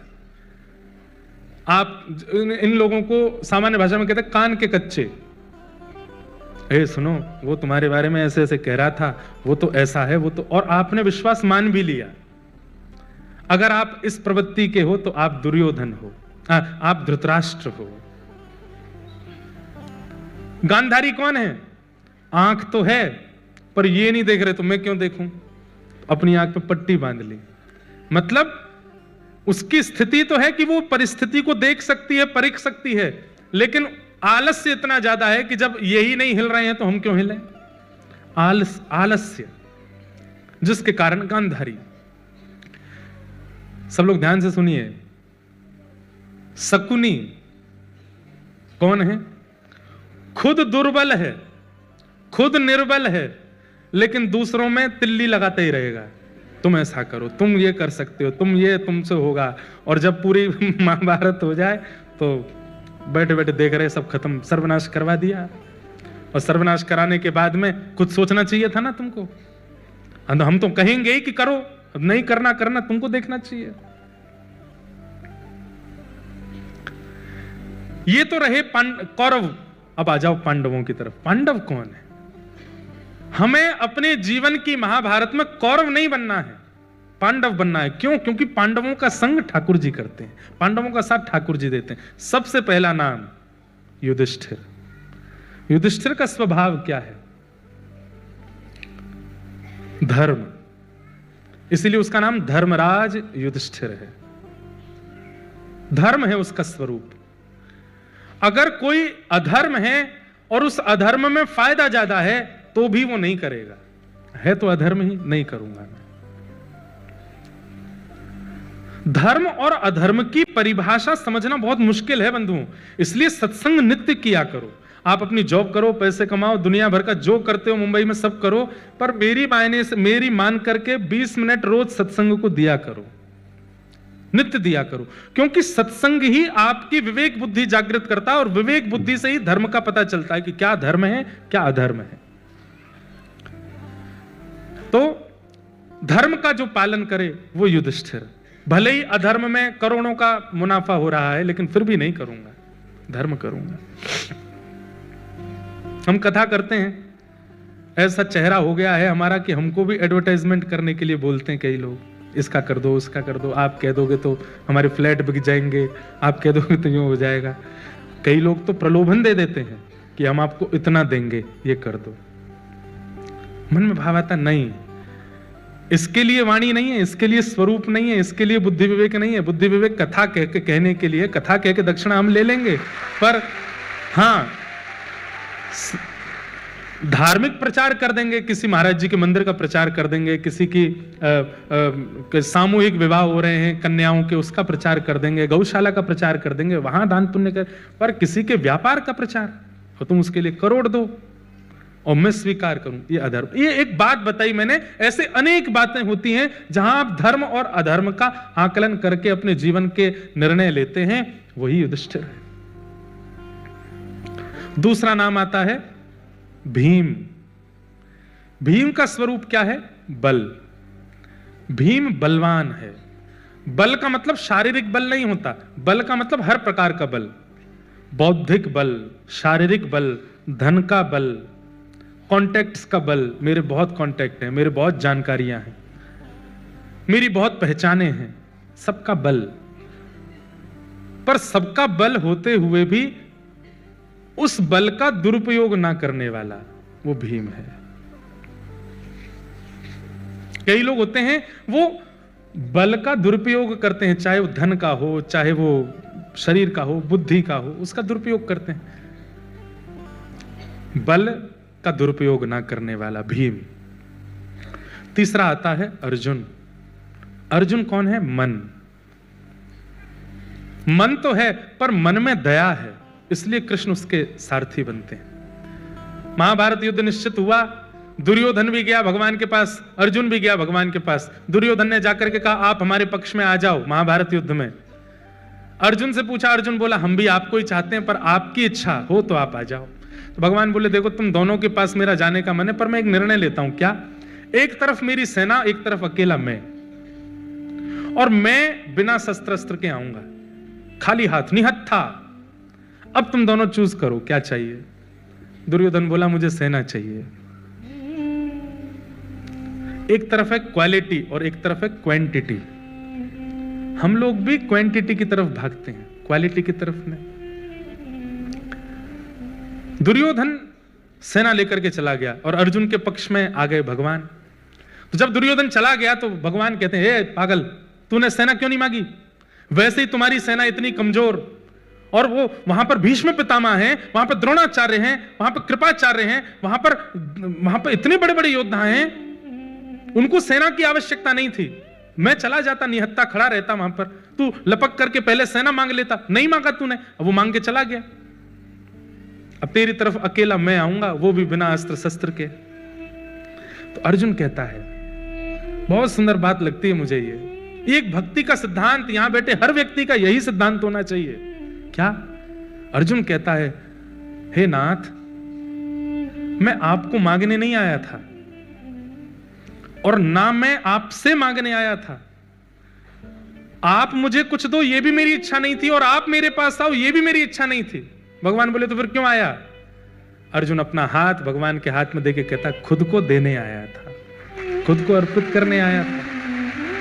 ये महाभारत समुद्र मेरे सामने है नाथ, मैं आपको लेकर के जाऊं ये मेरी योग्यता नहीं है। और एक और बात, अर्जुन बोला आपको लेके जाऊंगा तो व्यवस्था मुझे करनी पड़ेगी।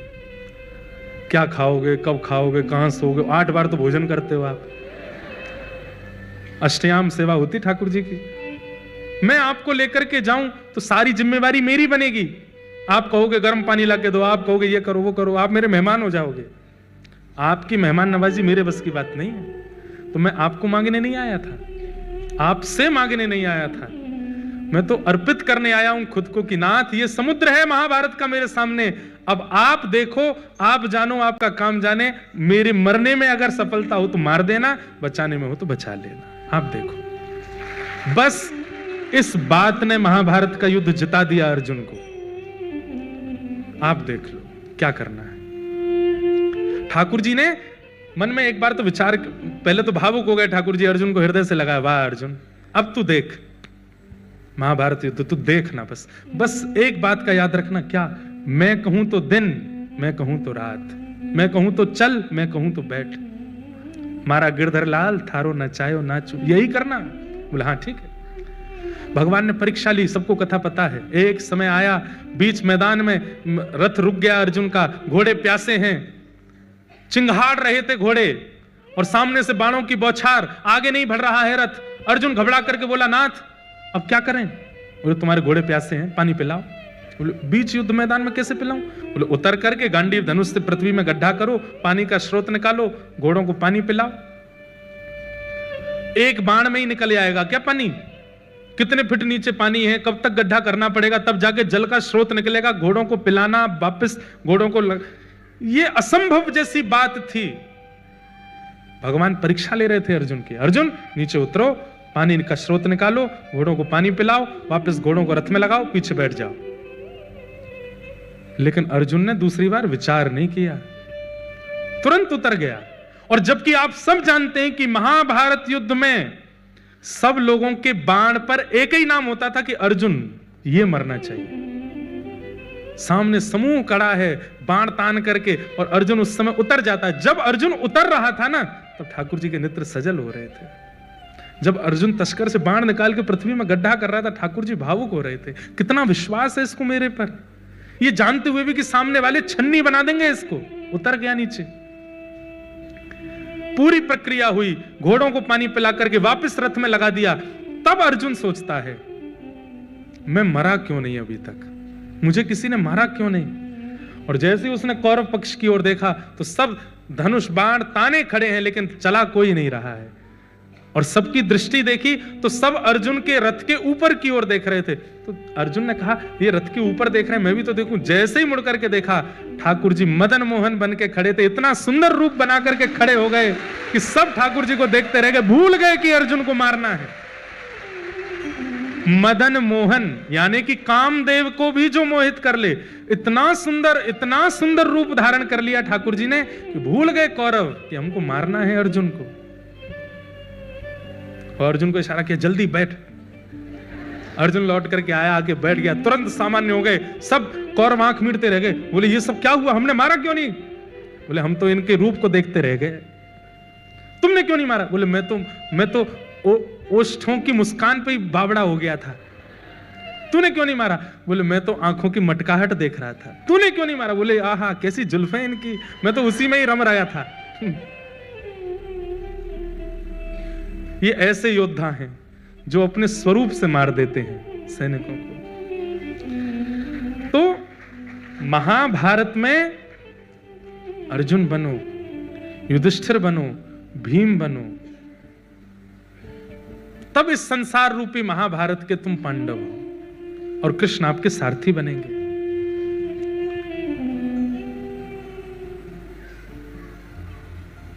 तो मैं क्या बता रहा था कि दुर्योधन ने क्या कहा गुरुपुत्र अश्वत्थामा को कि अगर मैं नहीं बैठा हस्तिनापुर की गद्दी पे तो ये भी नहीं बैठने चाहिए। भले युद्ध जीत गए तो क्या हुआ, कल सुबह इनका राज तिलक होना, उससे पहले पहले अर्धरात्रि में मार दो, जाकर के छल से मारो, विष दे के मारो, जैसे मारना है मारो। अश्वत्थामा अर्धरात्रि में गया मारने के लिए, लेकिन जाको राखे साइया मार सके ना कोई। भगवान आधी रात में ही पांडवों को लेकर के कहीं और चले गए। द्रौपदी के 5 पुत्र सोते रह गए, अश्वत्थामा ने उनको मार दिया। प्रातःकाल होती अश्वत्थामा को दंड दिया। अश्वत्थामा ने अपने दंड का बदला लेने के लिए, उत्तरा के गर्भस्थ शिशु को नष्ट करने के लिए ब्रह्मास्त्र छोड़ दिया। भगवान ने उत्तरा के गर्भ में प्रवेश करके उस बालक की भी रक्षा की, और वही बालक जन्म लेकर के भागवत का श्रोता परीक्षित बना। हमारे पूज्य दादा गुरुदेव अनंत श्री विभूषित श्रीमद रामानुज प्रपन्नाचार्य गुरु जी, 21 दिसंबर को उनकी तिथि थी।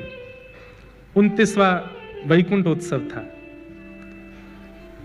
मैं 6 महीने की आयु में था तब गुरुदेव का भगवत धाम गमन हुआ, पर उन्हीं की कृपा है हम पर, हमारे पूरे परिवार पर, पूज्य पिताजी पर। श्रीमद् भागवत की ऐसी अद्भुत व्याख्या करते थे वो। इस प्रसंग में वो एक बहुत अच्छी बात कहते हैं। मातृ गर्भ में जब बालक होता है वो बहुत, सब माताएं जानती हैं, बहुत सेंसिटिव और बड़ा खतरे का समय होता है जब गर्भ में बालक होता है। आज भी पूरे विश्व भर में कितने बालक गर्भ में आने के बाद भी जन्म नहीं ले पाते, उनका वहीं से ही प्रस्थान हो जाता है। लेकिन भगवान ने सबके बालकों को तो नहीं बचाया। उत्तरा के बालक में ऐसी क्या विशेषता है कि ठाकुर जी उसके गर्भ में प्रवेश कर गए और उसकी रक्षा करके आए। तो हमारे रामानुज गुरु जी एक बहुत अच्छी बात कहते थे। बोले क्योंकि ठाकुर जी को पता है, ये रामानुज गुरु जी पूज्य पिताजी के गुरुदेव, हमारे दादा गुरुदेव, शिक्षा गुरु, पिताजी के दीक्षा गुरुदेव तो श्रीमद गरुणध्वजाचार्य जी महाराज हैं। आप दीक्षा नहीं देते थे तो आपने पिताजी को पढ़ाया, और कभी आप कहीं पढ़ा होगा यूट्यूब पे, कभी सुनिएगा कि पिताजी को आपने कैसे पढ़ाया, अद्भुत है। तो आप कहते थे कि भगवान ने ये देखा कि उत्तरा के गर्भ का जो बालक है ये कौन है। बोले कालांतर में भागवत का श्रोता है, मेरी कथा का श्रोता बनने वाला है। इसलिए ठाकुर जी ने उसको गर्भ में जाकर के रक्षा की, क्योंकि इसके श्रोता बनने से लाखों लोगों को कथा सुनने को मिलेगी। तो कहीं ना कहीं मैं और आप भी अपने मातृ गर्भ में भगवान के द्वारा रक्षित किए गए हैं, क्योंकि आज हम कथा सुन रहे हैं, हम भी कथा के श्रोता हैं। मातृ गर्भ में हमारी भी रक्षण ठाकुर जी ने ही किया है। पूरे विश्व में जितने भी लोग जन्मे हैं, सब लोग जन्मे हैं अपने प्रारब्ध से, अपने पूर्व के कर्म से, अपने किसी कर्म की पूर्ति के लिए उनका जन्म हुआ। लेकिन कथा में आकर के यदि व्यक्ति बैठा है तो इस बात को प्रमाणित मान ले कि मेरा जन्म इसीलिए हुआ था कि आज का दिन मैं देख सकूं, कथा श्रवण कर सकूं। इसी के लिए ठाकुर जी ने बचाया कि तुम कथा सुन सको और कथा सुनकर के अपने जीवन में वो अद्भुतता का अनुभव कर सको। परीक्षित की भगवान ने रक्षा की। जैसे ही भगवान वहां से प्रस्थान करने लगे, कुंती ने भगवान की स्तुति गाई। भुआ कुंती, बहुत अच्छी स्तुति है कुंती की। पूरी स्तुति तो नहीं गाऊंगा, लेकिन एक स्तुति का एक श्लोक है, वो श्लोक आपको सुना दूं। यथा ऋषिकेश खलेन देवकी कंसेन रुद्धार्ति चिरं सुचार्पितम् विमोचिताहं च सहात्मजा विभो त्वयैव नाथेन मुहुर्विपद्गणात्।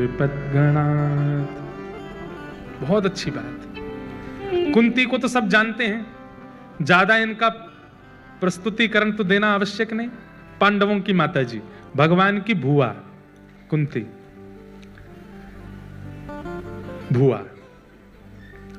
कुंती भगवान से, अपने भतीजे से कह रही हैं कि आप अपनी मैया देवकी से भी ज्यादा मुझसे प्रेम करते हैं, ये बात मुझको पता है। तो भगवान बोले, किसी पुत्र से ऐसा कहना कि तुम अपनी मां से ज्यादा मुझसे प्रेम करते हो, ये कैसे संभव हो सकता है? मां से ज्यादा प्रेम थोड़ी कोई कर सकता है अपनी किसी और मां को। आपके पास इसका क्या प्रमाण है? तो कुंती कहती है, कंस ने आपके जन्म लेने से पहले 6 बालकों को मार दिया। देवकी मैया के 6 बालकों को मारा था कंस ने। आपने उनकी रक्षा नहीं की, पर मेरे 5 बालकों की छाया बन करके रक्षा कर रहे थे, हर स्थिति में रक्षा कर रहे थे। इसलिए मुझे ये बात लगती है कि आप मुझसे बहुत प्यार करते हैं, बहुत प्रेम करते हैं। पर बात ये विशेष नहीं थी, बात अगली विशेष है।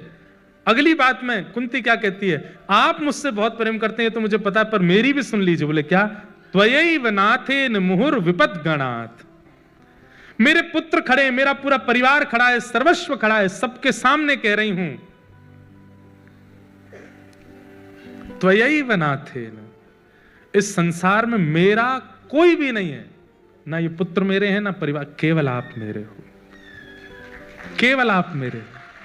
कहते तो बहुत लोग, जितने ताली बजाई सब कहते हैं कि ठाकुर जी आप हमारे हो, पर आप हमारे हो के साथ साथ हम बाकी सबको भी अपना मानते ही हैं। पर कुंती तो स्पष्ट चुनौती देते हुए सबके सामने कह रही है, कोई मेरा नहीं है इनमें से, केवल आप मेरे हो और कोई मेरा नहीं है, केवल आप मेरे हो। त्वयैव नाथेन मुहुर्विपद्गणात्। और तत्पश्चात कुंती झोली फैलाती है और कहती है कि आज आप वापस द्वारिका जा रहे हैं, एक वस्तु आपसे मांगना चाहती हूं, मुझे देंगे? भगवान बोले, तुम मांगो तो सही, इंद्र की पदवी दे दूंगा, शिवलोक दे दूंगा, रसातल दे दूंगा, जो कहो किसको दे दूंगा, बुआ मांगो तुम्हें क्या चाहिए। तब कुंती कहती है, विपद संतु नः सस्वत तत्र तत्र जगद्गुरो भवतो दर्शनम यत्स्यात् अपुनः भव दर्शनम। वो मांगा कुंती ने जो आप सोच भी नहीं सकते। भगवान के आगे झोली फैला करके कुंती कह रही है कि कृपा करके एक वरदान दे दीजिए। बोले क्या? दुनिया में जितने भी कष्ट हैं, जितने भी दुख हैं, जितने भी दारिद्र हैं, वो सब इस भुआ के जीवन में आ जाएं, कृपा करके ये दे दो। भगवान भी विचलित हो गए, बुआई क्या मांग रही हो आप? सुख संपत्ति घर आवे, कष्ट मिटे तन का गाने वाले संसार में तुम खड़े होकर कह रही हो दुख दे दो, कष्ट दे दो, पीड़ा दे दो, आपत्ति दे दो, विपत्ति दे दो। अरे पता चल भी गया कि मैं भगवान हूं तो मेरे सामने मुख से निकलता नहीं किसी के कि दुख दे दो, आप दुख मांग रही हो। और भगवान कुंती बुआ से कहते हैं, बचपन से आज तक आपने सुख कहां देखा? बाल्यकाल में दुख देखा, छोटी सी अवस्था में। अब पूरा कुंती प्रसंग नहीं सुनाना मुझे, पर बाल्यकाल से कुंती के जीवन में सुख था नहीं। एक संत की सेवा की कुंती ने बाल्यकाल में, तो उस संत ने प्रसाद रूप में एक मंत्र दे दिया, इस मंत्र को बोल के जिस देवता का आवाहन करोगी तुम्हारे सामने आ जाएगा। छोटी बालिका कुंती ने सोचा ऐसे ही बोल रहे हैं, ऐसे थोड़ी होता है। मंत्र बोलकर कहा सूर्य नारायण आ जाएं, तुरंत सूर्य नारायण प्रकट हो गए। तो कुंती तो घबरा गई, मैं तो ऐसे ही बुला रही थी, आप जाओ। तो सूर्य नारायण बोले नहीं, इस मंत्र की सामर्थ्य है, जिसको बुलाओगी वो आएगा और कुछ दे के जाएगा, मुझे कुछ नहीं चाहिए। नहीं, तुमने बड़े भाव से एक संत की सेवा की, मैं अपने समान पुत्र तुमको देता हूं। और कर्ण सूर्य नारायण ने दे दिया। छोटी सी कुंती मन में विचार करने लगी कि लोग, समाज, संसार के लोगों को मैं ये बात बताऊंगी, कोई समझेगा? कोई नहीं जानेगा, सब मुझ पर आक्षेप लगाएंगे। स्त्रियों पर आक्षेप करना और स्त्रियों के विषय में कुछ भी अनर्गल बोल देना बहुत आसान होता है, पर हमारी बात मानिएगा, वैष्णव अपराध और स्त्री अपराध ये समान दोष है, मत कीजिएगा। परिस्थिति सबके जीवन में आती है, सबके जीवन की कोई ना कोई बात होती है, पर उसका सम्मान करना यदि आप नहीं सीखे हैं तो आपका भजन साधन सब व्यर्थ है। कुंती ने मन में विचार किया, कौन समझेगा मेरी बात को? लता पत्रों में लपेट करके कर्ण को बहा दिया नदी में। वही फिर एक धोबी की पत्नी ने गोद लिया और बाद में बड़े होकर के वही कर्ण बना जो कौरव पक्ष में रहा। कर्ण जानता है कि कुंती मेरी मां है, कृष्ण जानते हैं कि कर्ण कुंती का बेटा हो, कुंती जानती है कि कर्ण मेरा बेटा है। बहुत विचित्र कथा है महाभारत की। पति पांडु महाराज, उनको शाप लगा हुआ था कि अपनी पत्नी के पास सहवास की भावना से जाओगे तो तुम्हारी मृत्यु हो जाएगी।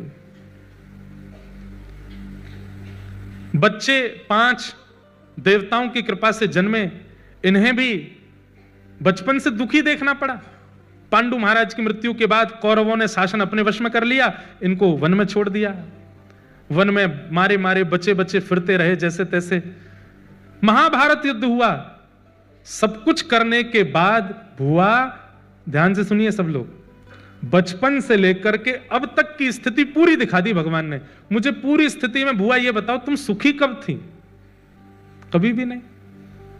और आज जब युधिष्ठिर आदि पांडव जीत गए, आज जब बैठने वाले हैं हस्तिनापुर की गद्दी पर, मुझे लगता है आपको आदत हो गई है दुख भोगने की। मेरे आगे झोली फैला के फिर कह रही है दुख दे दो। कितना तो दे दिया, सब कुछ तो देख लिया आपने अपने जीवन में, अब सुख की घड़ी आई है फिर दुख मांग रही हो। कुंती का उत्तर, बंधुओं, कथा का मतलब आपको स्टोरी नहीं सुननी है। कथा का मतलब पूरी स्टोरी है भी नहीं। स्टोरी मतलब झूठ, ये स्टोरी नहीं है, वास्तविकता है। ये सुनने का तात्पर्य क्या है कि इससे हमने सीखा क्या? कुंती से क्या सीख रहे हैं? सब कुछ भगवान ने दिखा दिया कि तुमने इतना दुख देखा, इतना दुख देखा। हम आप सब लोग होते ना तो सिंपैथी के मारे रोने लगते। क्या बताऊं, मैंने सब सहा, हम ऐसे हैं। हमारे जब कोई दुख बताता है ना, अरे भैया तुम तो बड़े ब्रेव हो, तुमने बहुत सहा है। नहीं नहीं साहब, पता है उस समय मैंने ऐसे ऐसे किया था, मेरी जगह कोई और होता फांसी से लटक जाता, पर मैंने सहा। हम लोग ऐसे हैं। हम लोगों का कष्ट कोई अगर सिंपैथी दे तो हम लोग और ज्यादा भावुक हो जाते हैं उस क्षण में। पर कुंती क्या कह रही है? नाथ, आपने अभी कहा कि बचपन से लेकर के आज तक मेरे जीवन में कष्ट था, और कल महाभारत जीत करके मेरे पुत्र जब राज्य गद्दी पर बैठ गए तो कल से मेरे जीवन में सुख आ गया। बोले हाँ। बोले कल तक जीवन में कष्ट था, कृष्ण संग खड़े थे, सुख आते ही कृष्ण द्वारिका जा रहे हैं, ये मुझे नहीं चाहिए।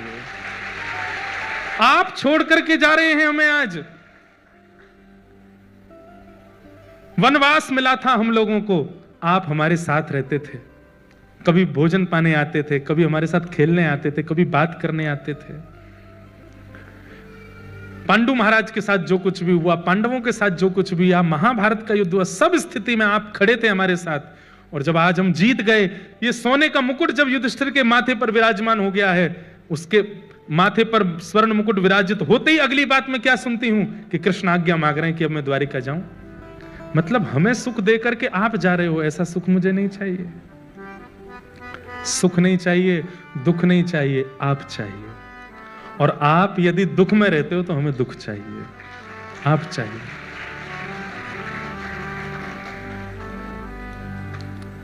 बस आप चाहिए।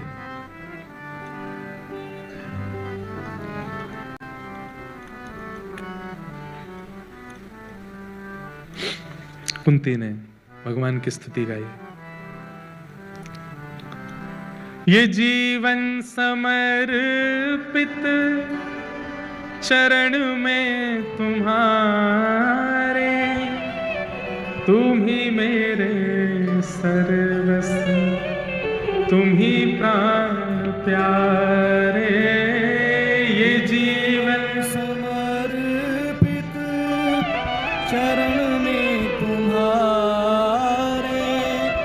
तुम ही मेरे सर्वस्व, तुम ही प्राण प्यारे। तुम्हें छोड़ कर नाथ, तुम्हें छोड़ कर नाथ, मैं किससे कहूँगा, जहाँ ले चलोगे वहीं मैं चलूँगा, जहाँ ले चलोगे वहीं। पर शर्त मेरी यही है नाथ, ये बात भी बोलनी जरूरी है, जहां ले चलोगे वहीं मैं चलूंगा। ठाकुर जी ले गए आपको अमेरिका, ठाकुर जी ले गए मुंबई, ठाकुर जी ले गए कहीं, पर शर्त एक और रखो, जहां ले चलोगे वहीं मैं चलूंगा, पर आपके साथ चलो, आप मेरे संग रहना। अगर विदेश भी भेज रहे हो ना तो मेरे साथ मत छोड़ना, मुझे साथ ही रखना। मेरी बस आपसे यही प्रार्थना है, जो देना है दे दीजिए। जीवन में जैसी परिस्थिति प्रकट करनी है मुझे सब स्वीकार है, पर आप मुझे भूलना नहीं, मैं आपको भूलूं ना, ये विस्मृति मेरे चित्त से नहीं जानी चाहिए। सदा 24 घंटे हारी बीमारी पीड़ा हर स्थिति में आपका चिंतन मेरे चित्त से जाना नहीं चाहिए ना। बस इतना कर दीजिए, मुझे आपकी हर परिस्थिति स्वीकार है।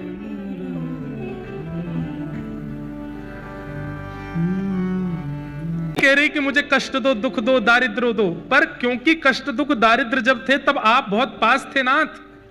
और बंधुओं ये स्वाभाविक बात है कि अब आप जब अपने पीड़ा में रहते हैं ना, आप ठाकुर जी की सेवा में कुछ ज्यादा निपुण हो जाते हैं। कभी अनुभव करके देखिएगा, विपरीत परिस्थिति आ जाती है, सोच लिया कि सुबह 7 बजे मंदिर जाना है, 6:30 बजे ही नहा धो के तैयार हो जाओगे, क्योंकि विपरीत परिस्थिति है। 7 बजे तो आप मंदिर पहुंच जाओगे, और वही अनुकूल परिस्थिति होती है, सब कुछ आपके अनुसार होता है। किसी ने कह दिया सुबह 7 बजे मंदिर आना है, तो आपको 7 बजे तो क्या थोड़ा और दर्शन नहीं हो सकते क्या? 9-10 बजे वाले, 12 बजे वाले दर्शन नहीं है क्या? 7 तो बहुत जल्दी है, हम सोए नहीं हैं। प्रतिकूल परिस्थिति में व्यक्ति अपने सुखों में कटौती करने लगता है ठाकुर जी की आराधना के लिए, और अनुकूल परिस्थिति में ठाकुर जी की आराधना में कटौती करता है अपने सुखों के लिए। भक्त वही जानिए जो अनुकूल प्रतिकूल हर परिस्थिति में अपने सब सुखों की कटौती करे, ठाकुर जी की प्रधानता रखे, वो भक्त है। हर परिस्थिति में ठाकुर जी उसके लिए प्रधान है। मेरे पुत्र राज्य गद्दी पर बैठ रहे हैं, इसका मुझे सुख नहीं है। आप जा रहे हो, इसका मुझे बहुत पीड़ा है। आप संग रहो तो ये राज्य गद्दी भी काम की है, नहीं तो ये किस काम की है? भैया, जीवन की हर परिस्थिति ठाकुर जी के युक्त है तो ही आपका जीवन सुखद आनंदमय हो सकता है, और ठाकुर जी से विमुक्त है, एक परिस्थिति भी ठाकुर जी से विमुक्त है तो बस वही वस्तु आपको पीड़ा देने लगेगी, उसी वस्तु से आपके जीवन में कष्ट आ जाएगा। इसलिए अपने जीवन की हर परिस्थिति को ठाकुर जी के वाया लो, वाया ठाकुर जी ही होनी चाहिए, हर कुछ ठाकुर जी के द्वारा हो, विवाह ठाकुर जी के द्वारा हो, संतान ठाकुर जी की इच्छा से हो, अपने जीवन के नए पड़ाव ठाकुर जी के द्वारा हो। अभी हम लोग अभी भी ठाकुर जी के द्वारा करते हैं, पर उसमें पता क्या करते हैं, घर में पहले ठाकुर जी जाएंगे ताकि घर में विघ्न नहीं आवे। वहां पे भी एक स्वार्थ है कि पहला चरण ठाकुर जी का पढ़वा दो, ठाकुर जी पहुंच जाएंगे तो एनवायरमेंट घर का अच्छा हो जाएगा, ताकि पैसा वैसा कमाने में दिक्कत नहीं हो। वहां स्वार्थ है। अपने जीवन की हर परिस्थिति में अभी भी हम वाया ठाकुर जी ही आ रहे हैं, पर उसमें निर्विघ्नता की कामना है। वो कामना भी एक स्वार्थ है। बल्कि ऐसा होना चाहिए, नाथ आपके लिए यहाँ घर खरीदो है, आप ही तो सबसे पहले जाओगे, आप जाकर के विराजमान होगे, हम तो यहाँ के चाकर हैं, मालिक तो घर के आप हो। ऐसी भावना होनी चाहिए।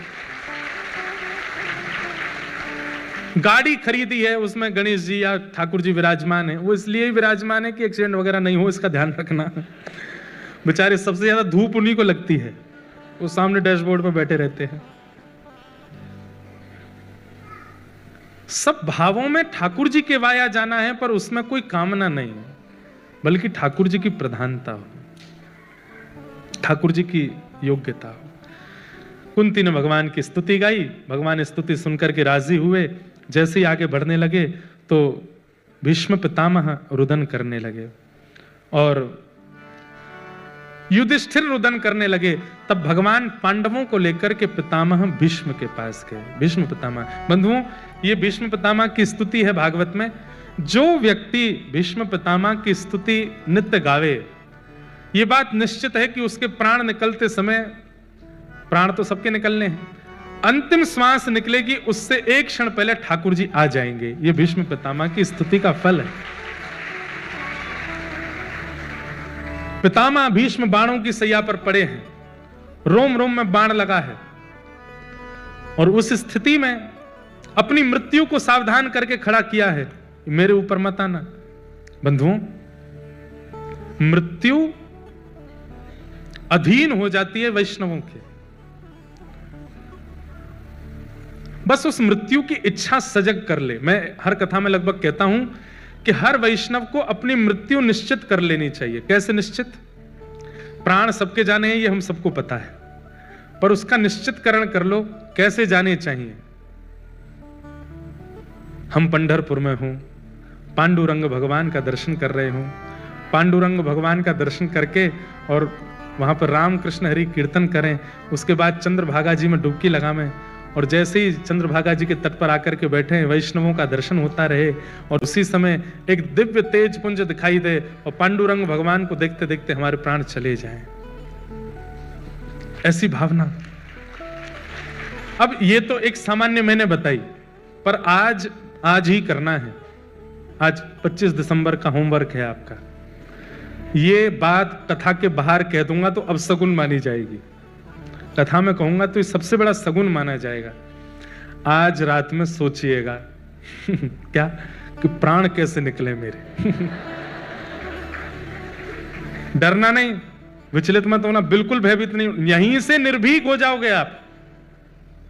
एकांत में बैठ करके मन में विचार करना कि प्राण निकले उस समय स्थिति क्या हो। कुछ भी सोचना, यही सोच लेना हम कथा सुन रहे हो, कथा सुन करके, और उसमें यह विचार जरूर कर लेना कि कहीं ऐसे मेरे प्राण ना निकले कि आसपास के लोग बेचारे घबरा जाएं। ऐसे विचार करना, कथा सुनूं, कथा सुन करके मन में भाव आ जाए, नेत्र सजल हो जाए, भावुक हो जाऊं, और भावुक होने के बाद बस और कुछ सुहाए ना, बस ठाकुर जी का चिंतन, ठाकुर जी का चिंतन चल रहा हो। तभी मेरे पास कोई आके बोले वृंदावन जा रहे हैं भाई, चलोगे? तुरंत लेकर के वृंदावन चला जाए, वृंदावन की रज का स्पर्श हो, वृंदावन बिहारी लाल, राधा दामोदर, गोविंद देव सबका दर्शन हो, बरसाना में किशोरी जी की सुंदर प्रसादी प्राप्त हो, सब कुछ प्राप्त होने के बाद में वृंदावन के संत रसिक जनों का दर्शन हो, और वृंदावन की परिक्रमा करूं, गिरिराज जी की परिक्रमा करूं, और परिक्रमा करके जैसे ही परिक्रमा में विश्राम करूं, अंतिम दंडवत जैसे ही परिक्रमा की करूं, बस फिर उठूं ही ना, वहीं रह जाऊं। अपनी मृत्यु निश्चित कीजिए भीष्म पिता, और नित्य भजन करो फिर कि नाथ ऐसे ही प्राण जाने चाहिए। अब ये तो जितनी मेरी मति में आएगा मैंने उतना बता दिया, आप और सुंदर विचार कर लो। पर इसका मतलब ये नहीं कि ऐसा विचार करके मेरी प्रिय वस्तुएं खा लूं, प्रिय वस्त्र पहन लूं, प्रिय लोगों से बात कर लूं, प्रिय लोगों से मिल लूं, उसके बाद मेरे प्राण जाएं। ये सब संसारी विषय मत सोचिएगा, ठाकुर जी के संबंध की चर्चा। और एक बात और, कहीं आपने ये सोचा कि वृंदावन में मेरे प्राण निकलें, तो जब जब कोई कहे चलें वृंदावन तो डर मत जाना, कहीं ये अंतिम यात्रा तो नहीं होगी मेरी। अभी नहीं, थोड़े दिन बाद जाएंगे, रुक जाओ, अभी 2-4 काम और पड़े अभी। ऐसा नहीं, निर्भीक हो जाइए। लेकिन अपनी मृत्यु सुनिश्चित कीजिए। हम आपसे एक बात कह रहे हैं, यदि आप नित्य भजन करते हैं, नित्य सत्संग करते हैं और आपने मृत्यु निश्चित कर ली, वैसे ही होगी जैसे आपने निश्चित की।